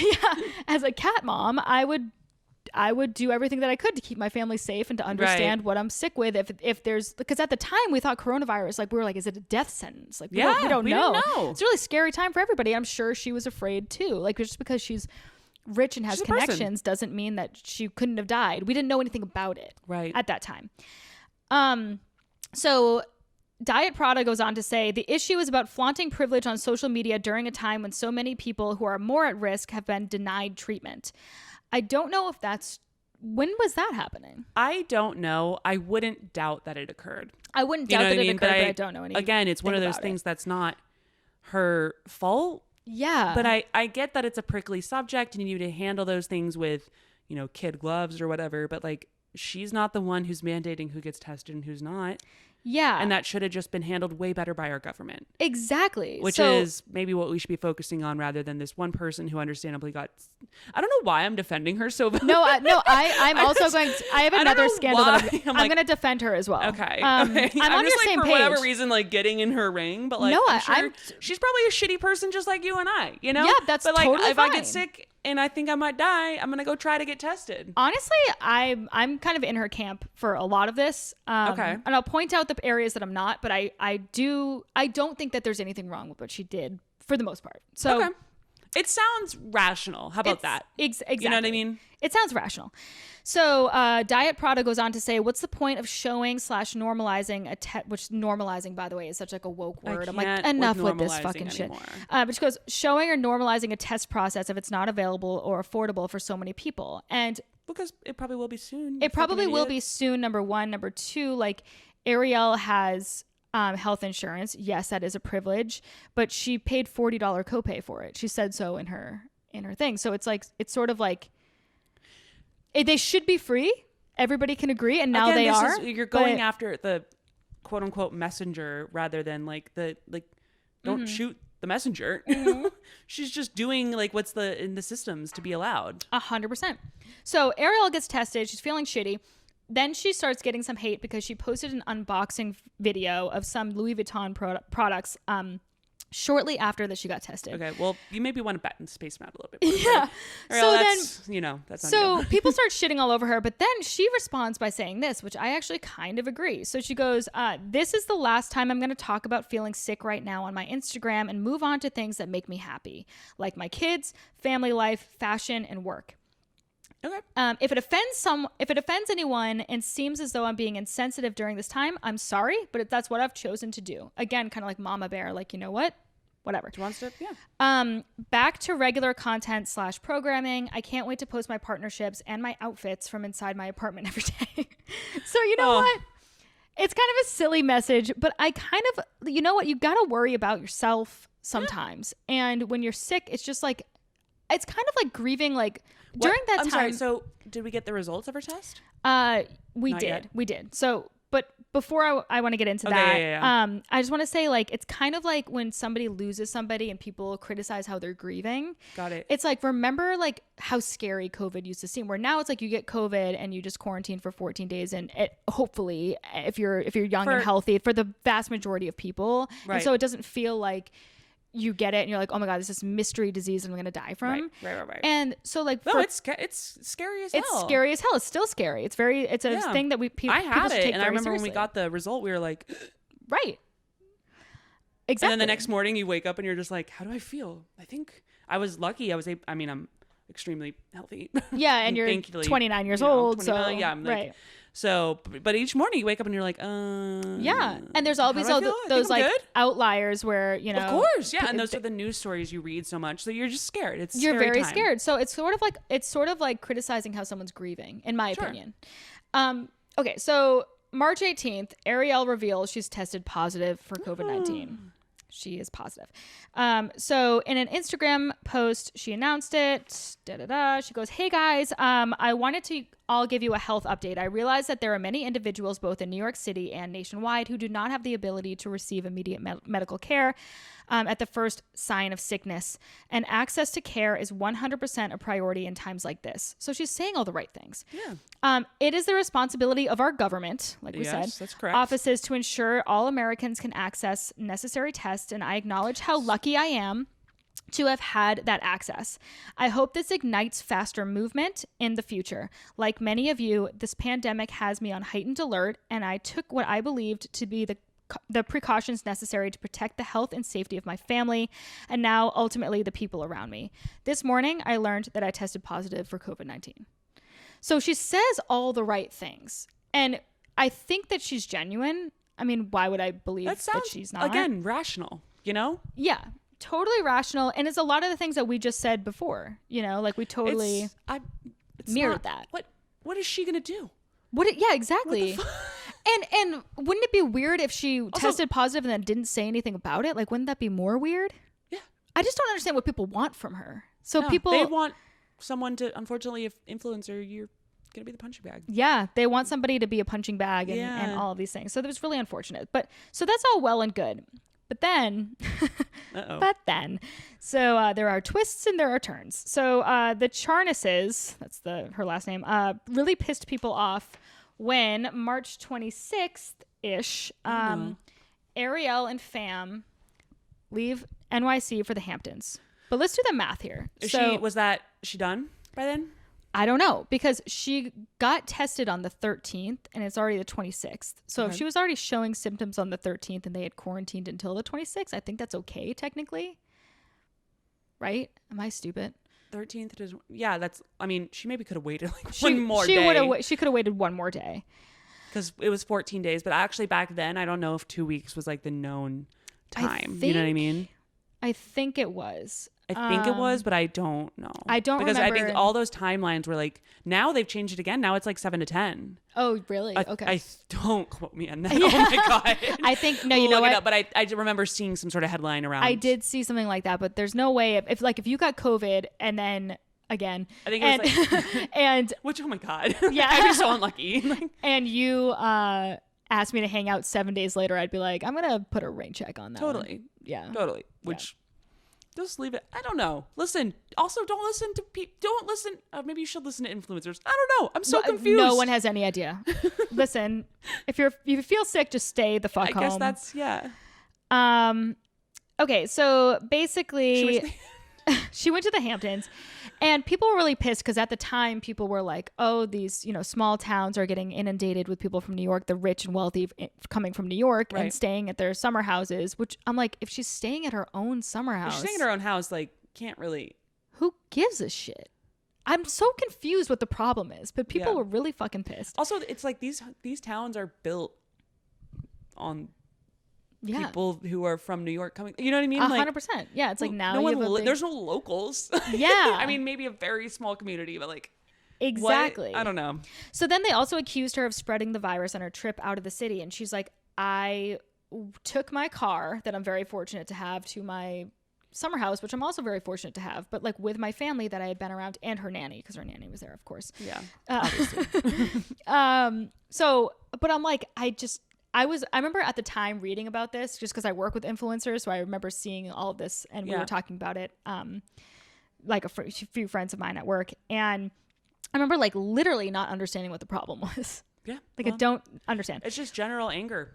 general anger. Like people were pissed that she had somewhere else to go. People were pissed that she was able to get a test. Jealous isn't the right word, because obviously people were hurting, frustrated and just wishing that they had that option. And I get that. 100%. I get that. But like, when has healthcare ever been fair in this country? Never. And it's really, really it'd be great if we could get in a better spot there. I totally don't think agree. She's arguing with that. No, she's not. She's absolutely not. So basically people were yelling at her for enjoying the fresh air, as she wrote in one caption, in her backyard. And people were like, what the fuck are you doing outside of your house? And she's like, I'm in my backyard. Okay. Yeah. She should have probably just not been on Instagram. Exactly. Just maybe give it a rest. Just take a quick hiatus. Give it a rest. So the New York Post, most respected newspaper in America, picked up the story, dubbing her a 𝐂𝐍𝐄𝐃, which is at least that's clever. Yeah, it's good. Whatever, I'll take it. But yeah, so Arielle later posted a video on her Instagram stories addressing the online backlash, including a subset of people who accused her of faking her diagnosis. And she goes, that's the most absurd thing I've ever heard in my life. That sounds counterintuitive. Like, why would she do that? Yeah, why the fuck? It caused her way more problems. Exactly. It was horrible. So she also denied using her, quote, money and wealth to get a test, saying that she called all the doctors she had in her phone contacts, and one of them offered to test her because she showed all the symptoms. I'm like, that was how it worked, right?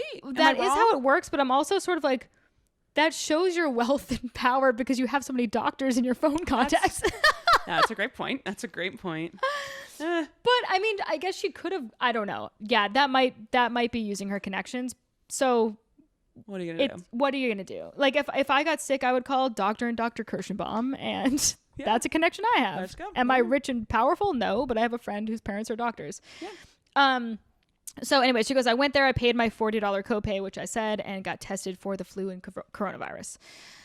So things are kind of like dwindling down on this. But a writer named Sophie Ross goes viral for her Twitter thread about Arielle's behavior still since being diagnosed. So basically, let me rewrite that headline for you. Opportunist and piece of shit Sophie Ross goes viral for her Twitter thread. Yeah. Where did she work? She wrote into BuzzFeed News. Of course. And Ross, an NYC-based writer, let me rewrite that. Ross, an unemployed, no talent. What's weird is she probably Twitter does person. BuzzFeed pay for that kind of shit? They probably I'm sure. paid her like $100 or something. Yeah, BuzzFeed is cheap as fuck. But yeah I don't know. But But she says that she used to be a fan of Arielle a few years ago before she became baffled by her past behavior and lack of accountability. She says, when the COVID news came out, I was just watching her behavior unfold in real time and was horrified. So I took screenshots to document, she said. Really? That's journalism in 2020. Yeah, really. Screenshot the shit out of that. She goes, the thread went viral. It's now like this Twitter... Twitter was like invested in this saga. So her tweet goes, this tweet is definitely not my normal style, as if, dude, you definitely are like out looking for this kind of shit. As I've literally never heard of Arielle Charnas before, and I don't comment on strangers, but apparently she's a giant selfish asshole, potentially spreading COVID around Long Island. This is Sophie saying this? Yeah, and then she said in another thing to BuzzFeed News that she used to be a fan of Arielle. So she's contradicting herself in the tweet and what she's telling the news. So she knew about Arielle. She knows that she has, 1 million plus followers and this cult following or whatever. And now she's claiming I've literally never heard of her. Like trying to kind of like a jab at her, being like, she's not even important. You're no one. Yeah. Which that just feels like unnecessary. I totally agree. She's not a public health official. That's what she's not. No, I'll tell you what. She's not in government. No. It would be one thing if AOC were doing this. That would be fair for people to have opinions. Yeah, so that's a very different thing. It would be, yes, but it's not. So a bunch of piling on happened, especially in the influencer world, which now I feel like influencers have to like wait out the hate, and then now they're getting paid for COVID stuff, which is really funny. Yeah. What a twist. What a twist.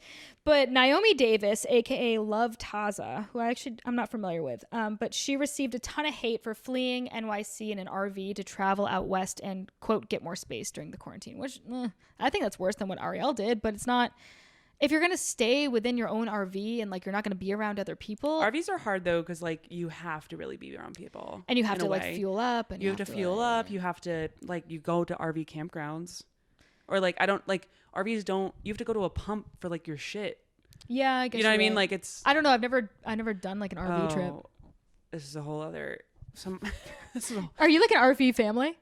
Yes. You are? We were. We drove from Arizona to Rhode Island in an RV. God. Whoa. And then lived in an RV for a summer. What? Because my parents were like figuring out where they wanted to live in Rhode Island, which I was like, it's not that big. Pick a fucking place. Yeah, right. And that was in Bristol's beautiful. They should have lived in Bristol. Bristol's in the middle of nowhere though. It's gorgeous though. It's really beautiful, and it's also a college town, so it's very far away. But yes, we ended up living in Exeter. Anyway. Yeah. And by very far away, you mean like 20 minutes on the highway because it's Rhode Island. Exactly. I know, but that is far away in Rhode Island. Yeah. But anyway, yeah. So I know all about that RV life, and you got to be around people. But listen, I'm not going to judge. I was in Florida with my family, so yeah. You whatever. know what? We all did. We all did. I don't things. know. I don't feel like there was the correct way to approach any of this shit. Exactly.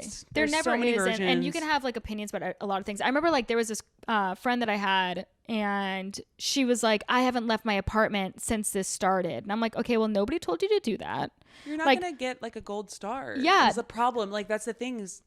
That was my thing. I was like, she had like a patio, she had a roof deck, all this stuff. Yeah. And I was like, I'm in a 400 square foot dark as fuck apartment on the first floor. Yeah. And I'm like, that doesn't make you a better person than me that you stayed in your apartment the entire time. It makes you someone with a nicer apartment than me. Also, that's all. You shouldn't be judging who's better people than you. Yeah. Like all the time. That in itself is kind of a warning sign. Yeah, exactly.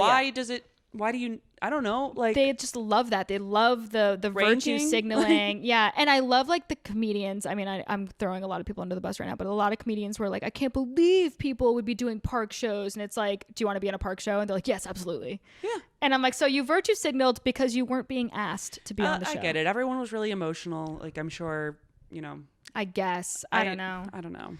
Just anybody who's sanctimonious, cut it the fuck out. We see right through your shit. We know what you're doing and whatever. Yeah. Where everyone's just real sad and anxious and they're just taking it out in their different ways. They were crazy. I get that. But just like be nice. I also think that people they see influencers and celebrities like they're not human beings that are made of bones and flesh and blood. They see them as like this enigma, and they're like, they don't have feelings. They might not even see my comments. And it's like, no, they see the comments and they hurt and they sting the same way that would if you felt that comment. Yeah.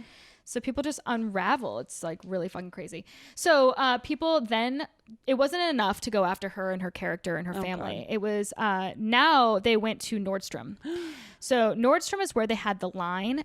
And actually Nordstrom is like, God, we have so many other problems to deal I know. with. Nordstrom's like, are you joking? Gotta be kidding. Like Arielle Charnas and her fucking tube tops. Listen, like, are we open? Are we closed? Like, what's up? Like, exactly. We have no money. I have no up? PR. Retail? What's up? We have no resources in our PR team to be dealing with Arielle Charnas. Layoffs for like everyone. And somebody I don't know who if had Nordstrom did that, but a lot of retail groups did. Yeah, somebody who had a few fucking pants and a dress in our stores, and got coronavirus. They have hundreds of designers. It's ridiculous. So, anyway, basically they were going after them, saying that they need to remove her as a partner, and Nordstrom responded by saying that the partnership had ended in 2019. They were like, we've been a little busy. We would have renewed it, but it's 2020. Have you noticed that we're busy? Yeah, exactly. And like, what a bummer. So then Arielle's like, yeah, it's true. They discontinued my line in 2019. Oh. It sucks. So then April 2nd, Arielle releases a tearful apology. So she gets on and she claims that she wanted to maintain a sense of routine. So she was continuing to play with her two young daughters who were at low risk of an infection. And also, I feel like if you've already been around your mom, like it just kind of is what it is. And she said that they only broke quarantine once. They met the 3 criteria by the CDC when they went to the Hamptons. I don't know what she was talking about. Just like the travel component. Maybe the travel component. Yes, and then she confirmed that the nanny had been with them the entire time. But like, what are they supposed to do? Like, she's been exposed to COVID. Are they supposed to send the nanny home? No, I mean, the whole them having a nanny is like, I get people being angry about that. Yeah, exactly. Being angry about the fact that like, oh, they will. Don't worry. Yeah, do not worry. Don't stress there. She goes, I'm sorry that I've offended or hurt anybody in the past couple of weeks. I'm sorry that I let my community, meaning her followers, down in any way, she says. Okay. She also added that her family has been receiving horrible threats, including death threats, which it's like, what the fuck? People are really, awful. Really liberal with the death threats. They're really liberal. Mark gets, I always tell Mark, I'm like, I think we're like 10 death threats away from moving into a place with a doorman. Like, we're close. We're getting there. It'll be a sad day because I like my building, but your building is so cute. Yeah, it's very cute, but we will need somebody. Yeah, no, I mean, I have friends who've received those as well, and it's not cool. It's no, never it's not taken cool. lightly. It's not. I don't think it's something you can get used to. No, it's definitely not something you can get used to. And maybe if you're a politician and like, oh God. Maybe not though. I mean, they're human beings too. I'm sure Joe Biden feels all the people talking shit about him, and maybe not Trump because he's a sociopath, but everybody else. Yeah, but no, it's definitely impactful. For sure. So it's also like, why is she getting death threats over? Who cares?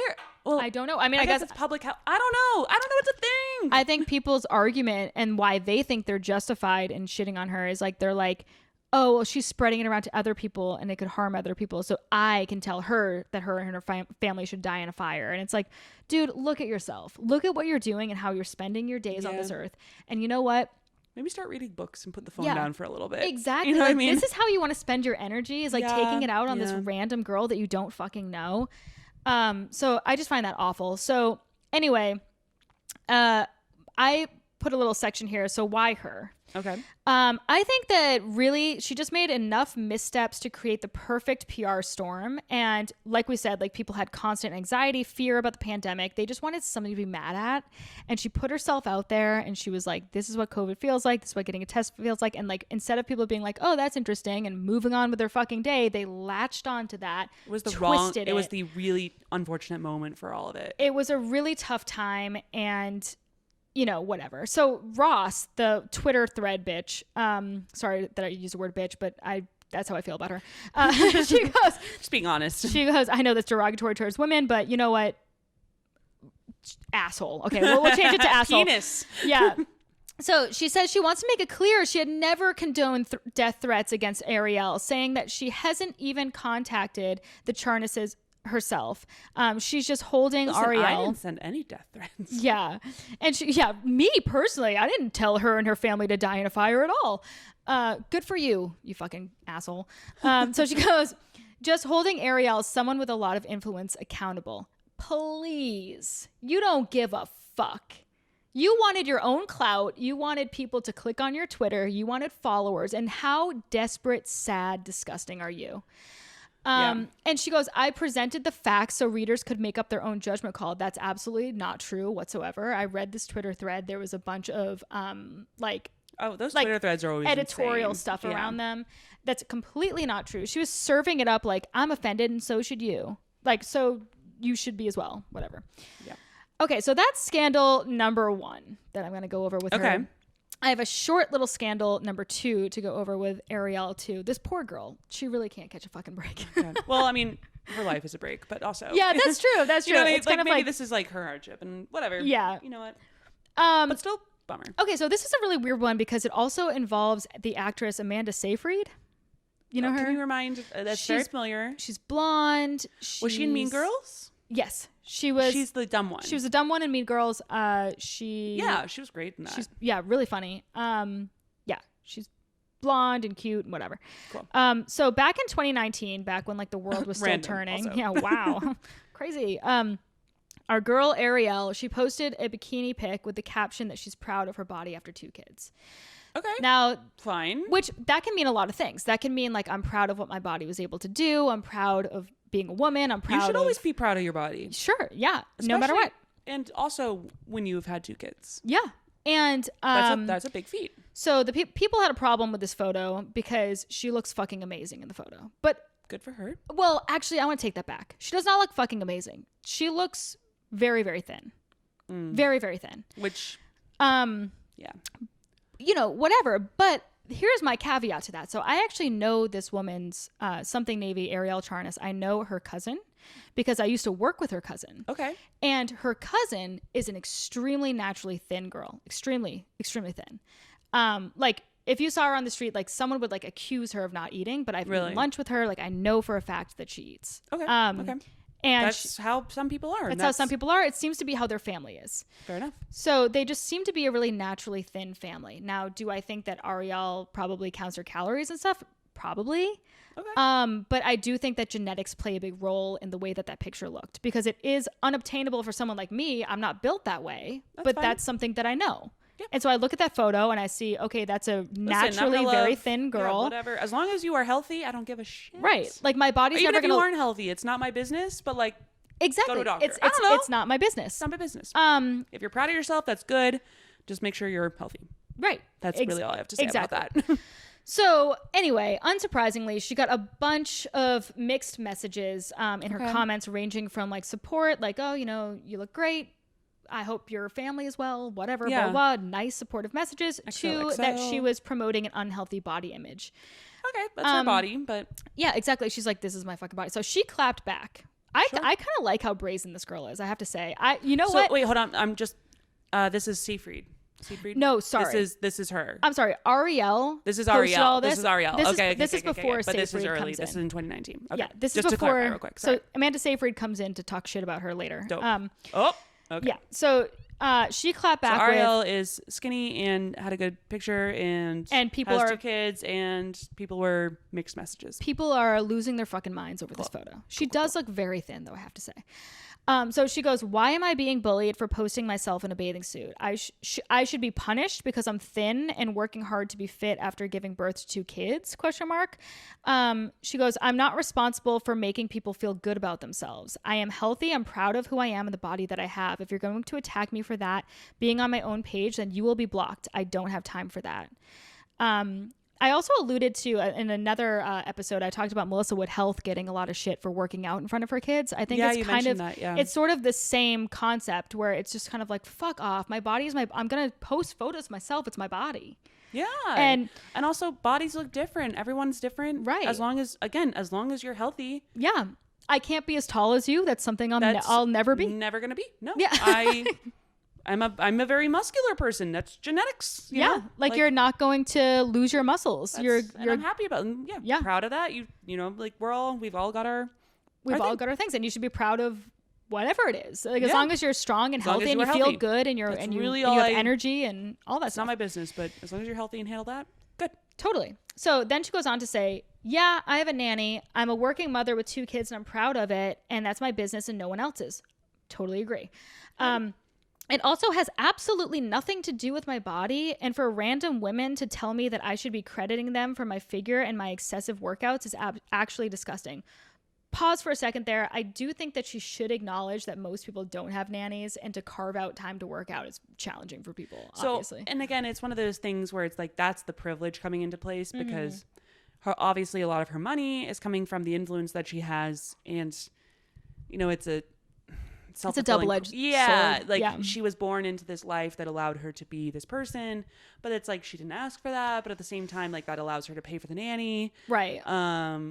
But like if I'm able to have a nanny, like I definitely would have earned that money to have that, so I'd be like, yeah, fuck yeah. I mean, yeah, the nanny takes care of the kids and I go do my workout, and totally sorry, I work hard, or like I have managed to finagle my way into this situation. And I actually know a girl who she's an influencer, and her husband like works in professional sports and they have tons of money, and she like posted this thing that she was like, if I can do it, anyone can do it. I spend 2 hours a day, and I'm like, that is a different message. That is a different message. I'm like, that is a very different if I was like a working mom of like 2 kids, and I would be like, 2 hours is a long 2 hours, weirdly long time, actually. That's too long to work out. I don't know, whatever. So back to her quote. She goes on to say, so sad that women who are so unhappy just feel the need to put other women down when all they do is preach about female support. True. Okay. She goes, it's BS and I'm sick of it. Blocking is very easy for me. Happy to continue doing it. Like, damn, girl. Okay. She's just like saying it because it's fucking true. Homegirl had like one glass of wine. She's tiny, so it just like took her over. She's wasted off a sip of wine. Yes, queen. But am I allowed to? I don't know. I mean, I completely agree with her though, where it's like, you know, like we don't preach all about like, female empowerment and then not actually empower women. Yeah, and then we fucking hate Adele because she looks, you know, skinny now, or like we hate Lizzo because she wanted a detox. Like they can do whatever the fuck they want to do with their bodies. That's the other thing is that like if you're dishing that kind of negativity towards women who happen to have the spotlight, you better be doubling down on the men. Yeah. And you shouldn't actually be giving that kind of negativity towards anyone. But at the same time, it's like women who do anything of, you know, attention. Yeah. Are going to be met with additional like stuff about their bodies, about the way that they eat. It's just you and I have both felt that from these like minor versions, right? Which is insane. It's ridiculous. But I also think like, and people have such strong opinions like during COVID. Remember, Cardi B just bought like a $80,000 purse, and everybody was like, "How could you do that in the middle of a pandemic when so many people are suffering?" And I'm Cardi B. And I'm like, she literally has a song called "Money." Yeah, like, and I love it. She can spend her money however the fuck she's not wants. A public health person. No, she's not in government. Like, I don't know why people are acting like. And $80,000 is nothing to Cardi B. Like, I'm sure she was donating stuff as well. I'm sure she was doing a lot of good things. Yeah. And so it just really, you know what? Criticism is going to come no matter what. And it's just frustrating is all I can say about it. So are you ready for where Amanda comes in? Yes. All right. Mean Girls. Amanda jumps in and joins the conversation to say to Arielle, she like logs into the chat. Yeah. Amanda joins the chat. By the way, like maybe they met each other at a party. I don't know how fucking rich people do, but I don't think that they know each other at this point. Okay. And Amanda at this point is a mom. She had a daughter, and so she can like she can understand like being a mom, and you know, obviously your body's different after you give birth and whatever. So she goes, "Totally fine that you're privileged and thin. Good for you. I am too, ish. Bitch, you're a Hollywood actress. Ish? Ish? Is ish really necessary?" And then she goes, "Got no problem with either of those things." Seems like you do. "But if you don't acknowledge how your wealth made your workouts / body possible, you're just perpetuating the patriarchal," she's just using buzzwords, notion that mothers should bounce back after childbirth.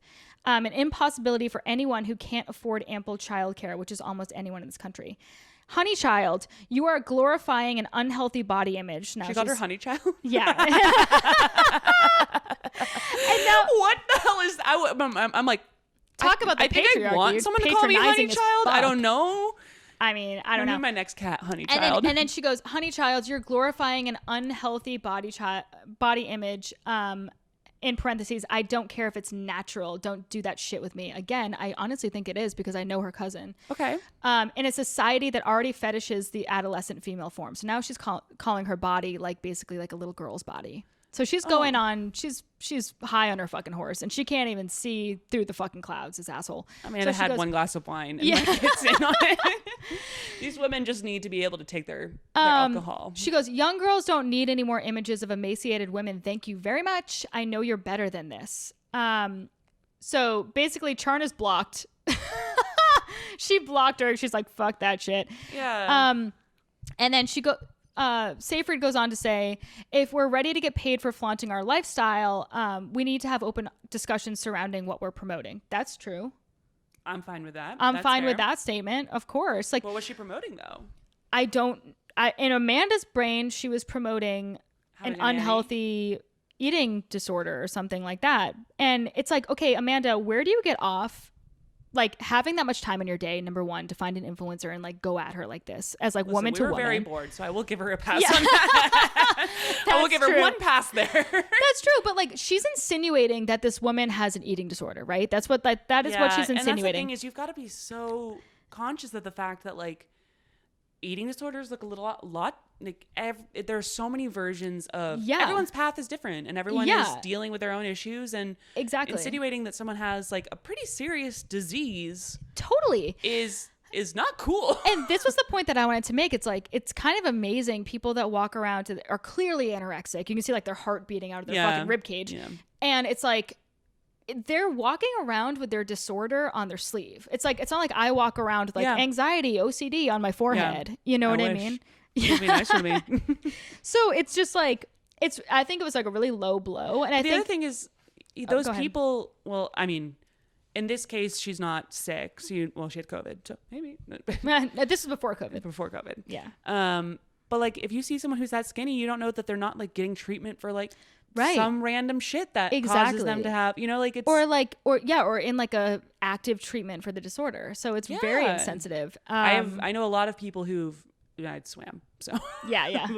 There's a lot of that calorie counters because you're in a swimsuit, which I get, but like dealing with that is very sensitive, and it's very much I feel like disease always insinuates that it's like a virus of some sort, but I guess it's not. It's actually a broader term than that. Disorder, disease, but whatever. It's a sickness it's a sickness, and it's not that shouldn't be made fun of. No, exactly. And also, like your genetics, everyone looks different. But I think what's so fucked up, you wouldn't be like, you have polio, right? Like I think what's fucked up about the way that Seyfried went about it was like, if she had a heart and went about this like in an empathetic way, she would be like, also she would message her and be like, hey sis, you look like you've been skimping the cows, and the image that you just gave out to the millions of people that follow you is that you need to skip meals and stuff like that's how I'm reading this image, even if it is your natural body.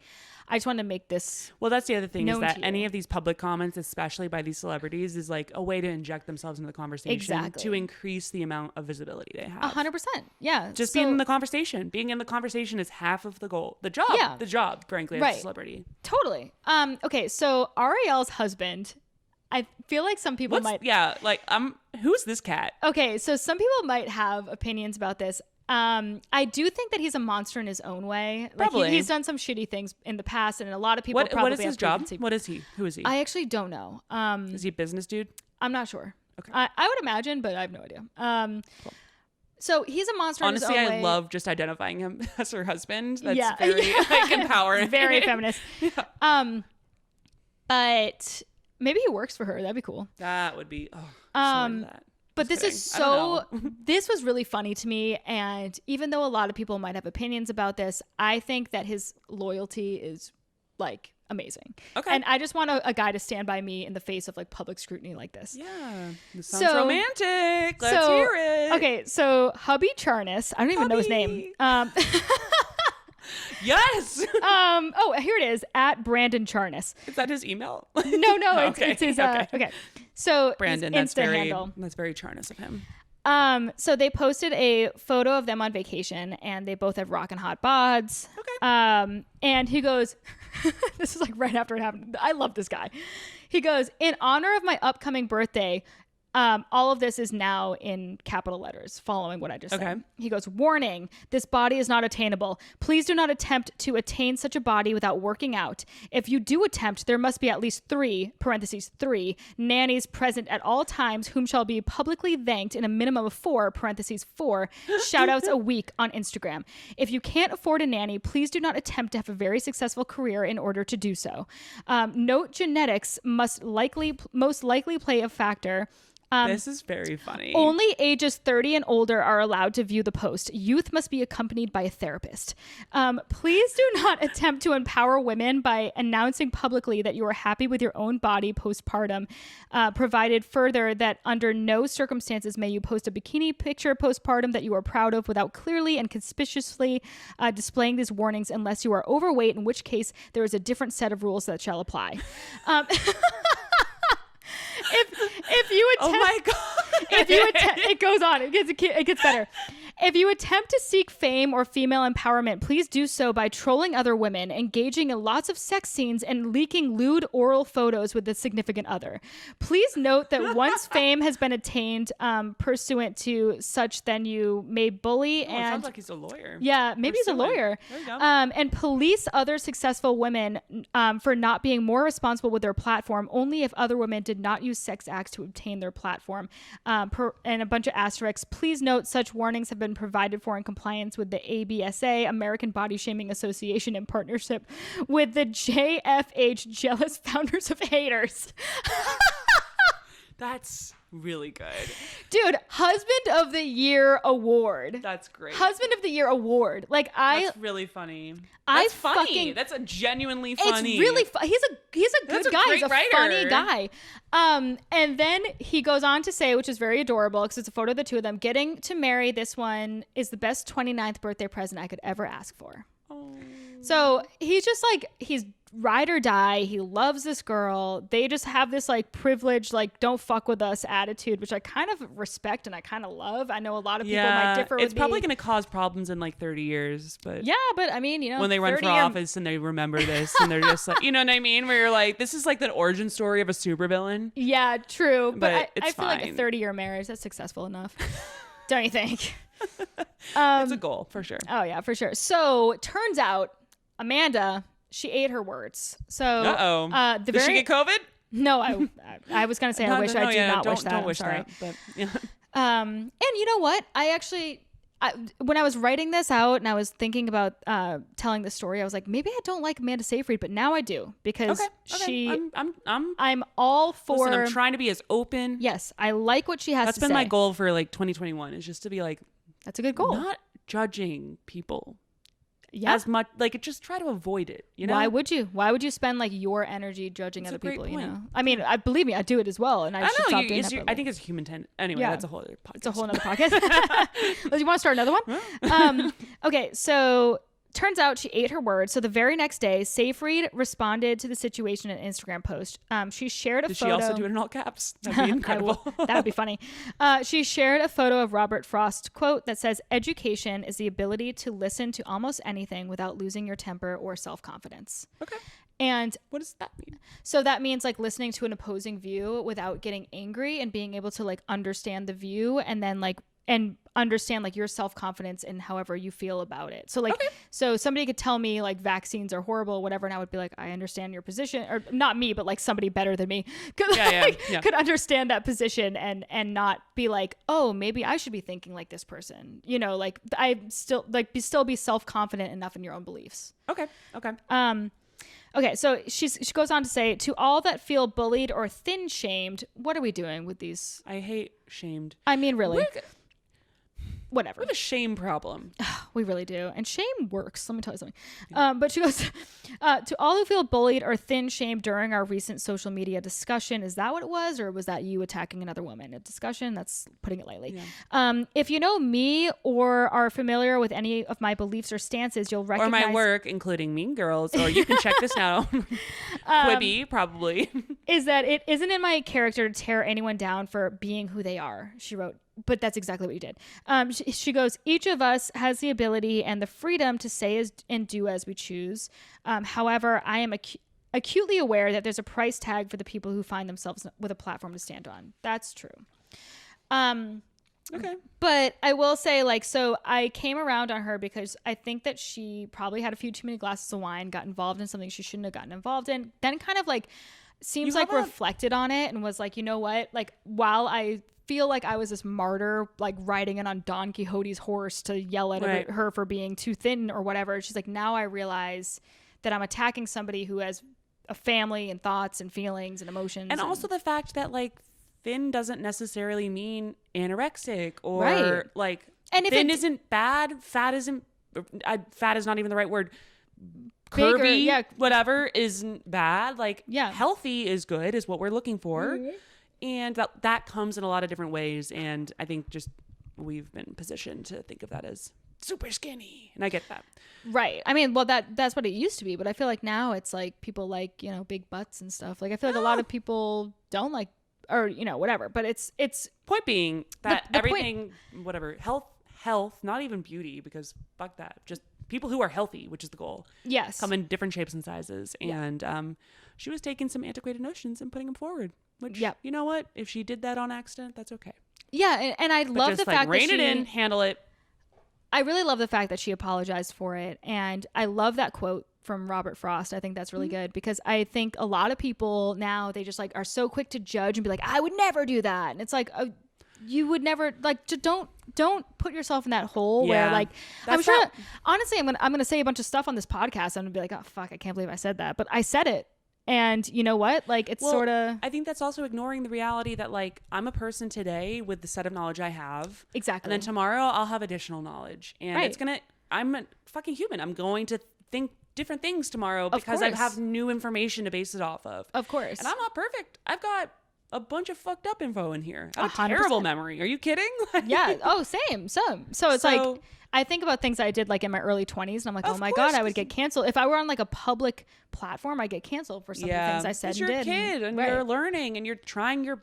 That's the whole thing is like, at least you're hoping to try your best.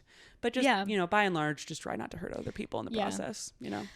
Yeah. Anyway, wow, that got very... Follow something Navy and Arielle Charnas. I think you she's cannot cool. find her at Nordstrom. No, you can't find her at Nordstrom, unfortunately. But her stuff's really cute. And yeah, that was the story. Also, influencers beware of or not beware, but look out for them. Also, get promoting the vaccine. Get the vaccine if you can, if you're able to. I don't know what the fucking protocols. Everyone get the vaccine if you're able to have access. Like, I'm like very pro. Just like, let's just get this done. Let's just get it done so we can get back to you know, life being kind of shitty and not horribly shitty. Yeah, I love that. Well, what an episode. This was a long one. It was a good one. I liked it. I liked it too. I had a lot of fun. If you did like it, please write that you liked it. I would really much enjoy that because that's been too long. I would very much appreciate that because we don't have that many likes and subscribes. So let's get that up. Let's we're a those baby. Up. We're a little baby. We need love. We need attention. Yeah, we need attention. Clearly. Why do you think we're doing this? I know, exactly. But all right, we love you guys. Bye. This has been Risky Business News. I'm Laura Sogar. And I'm A Planner. We'll see you guys next week. Bye.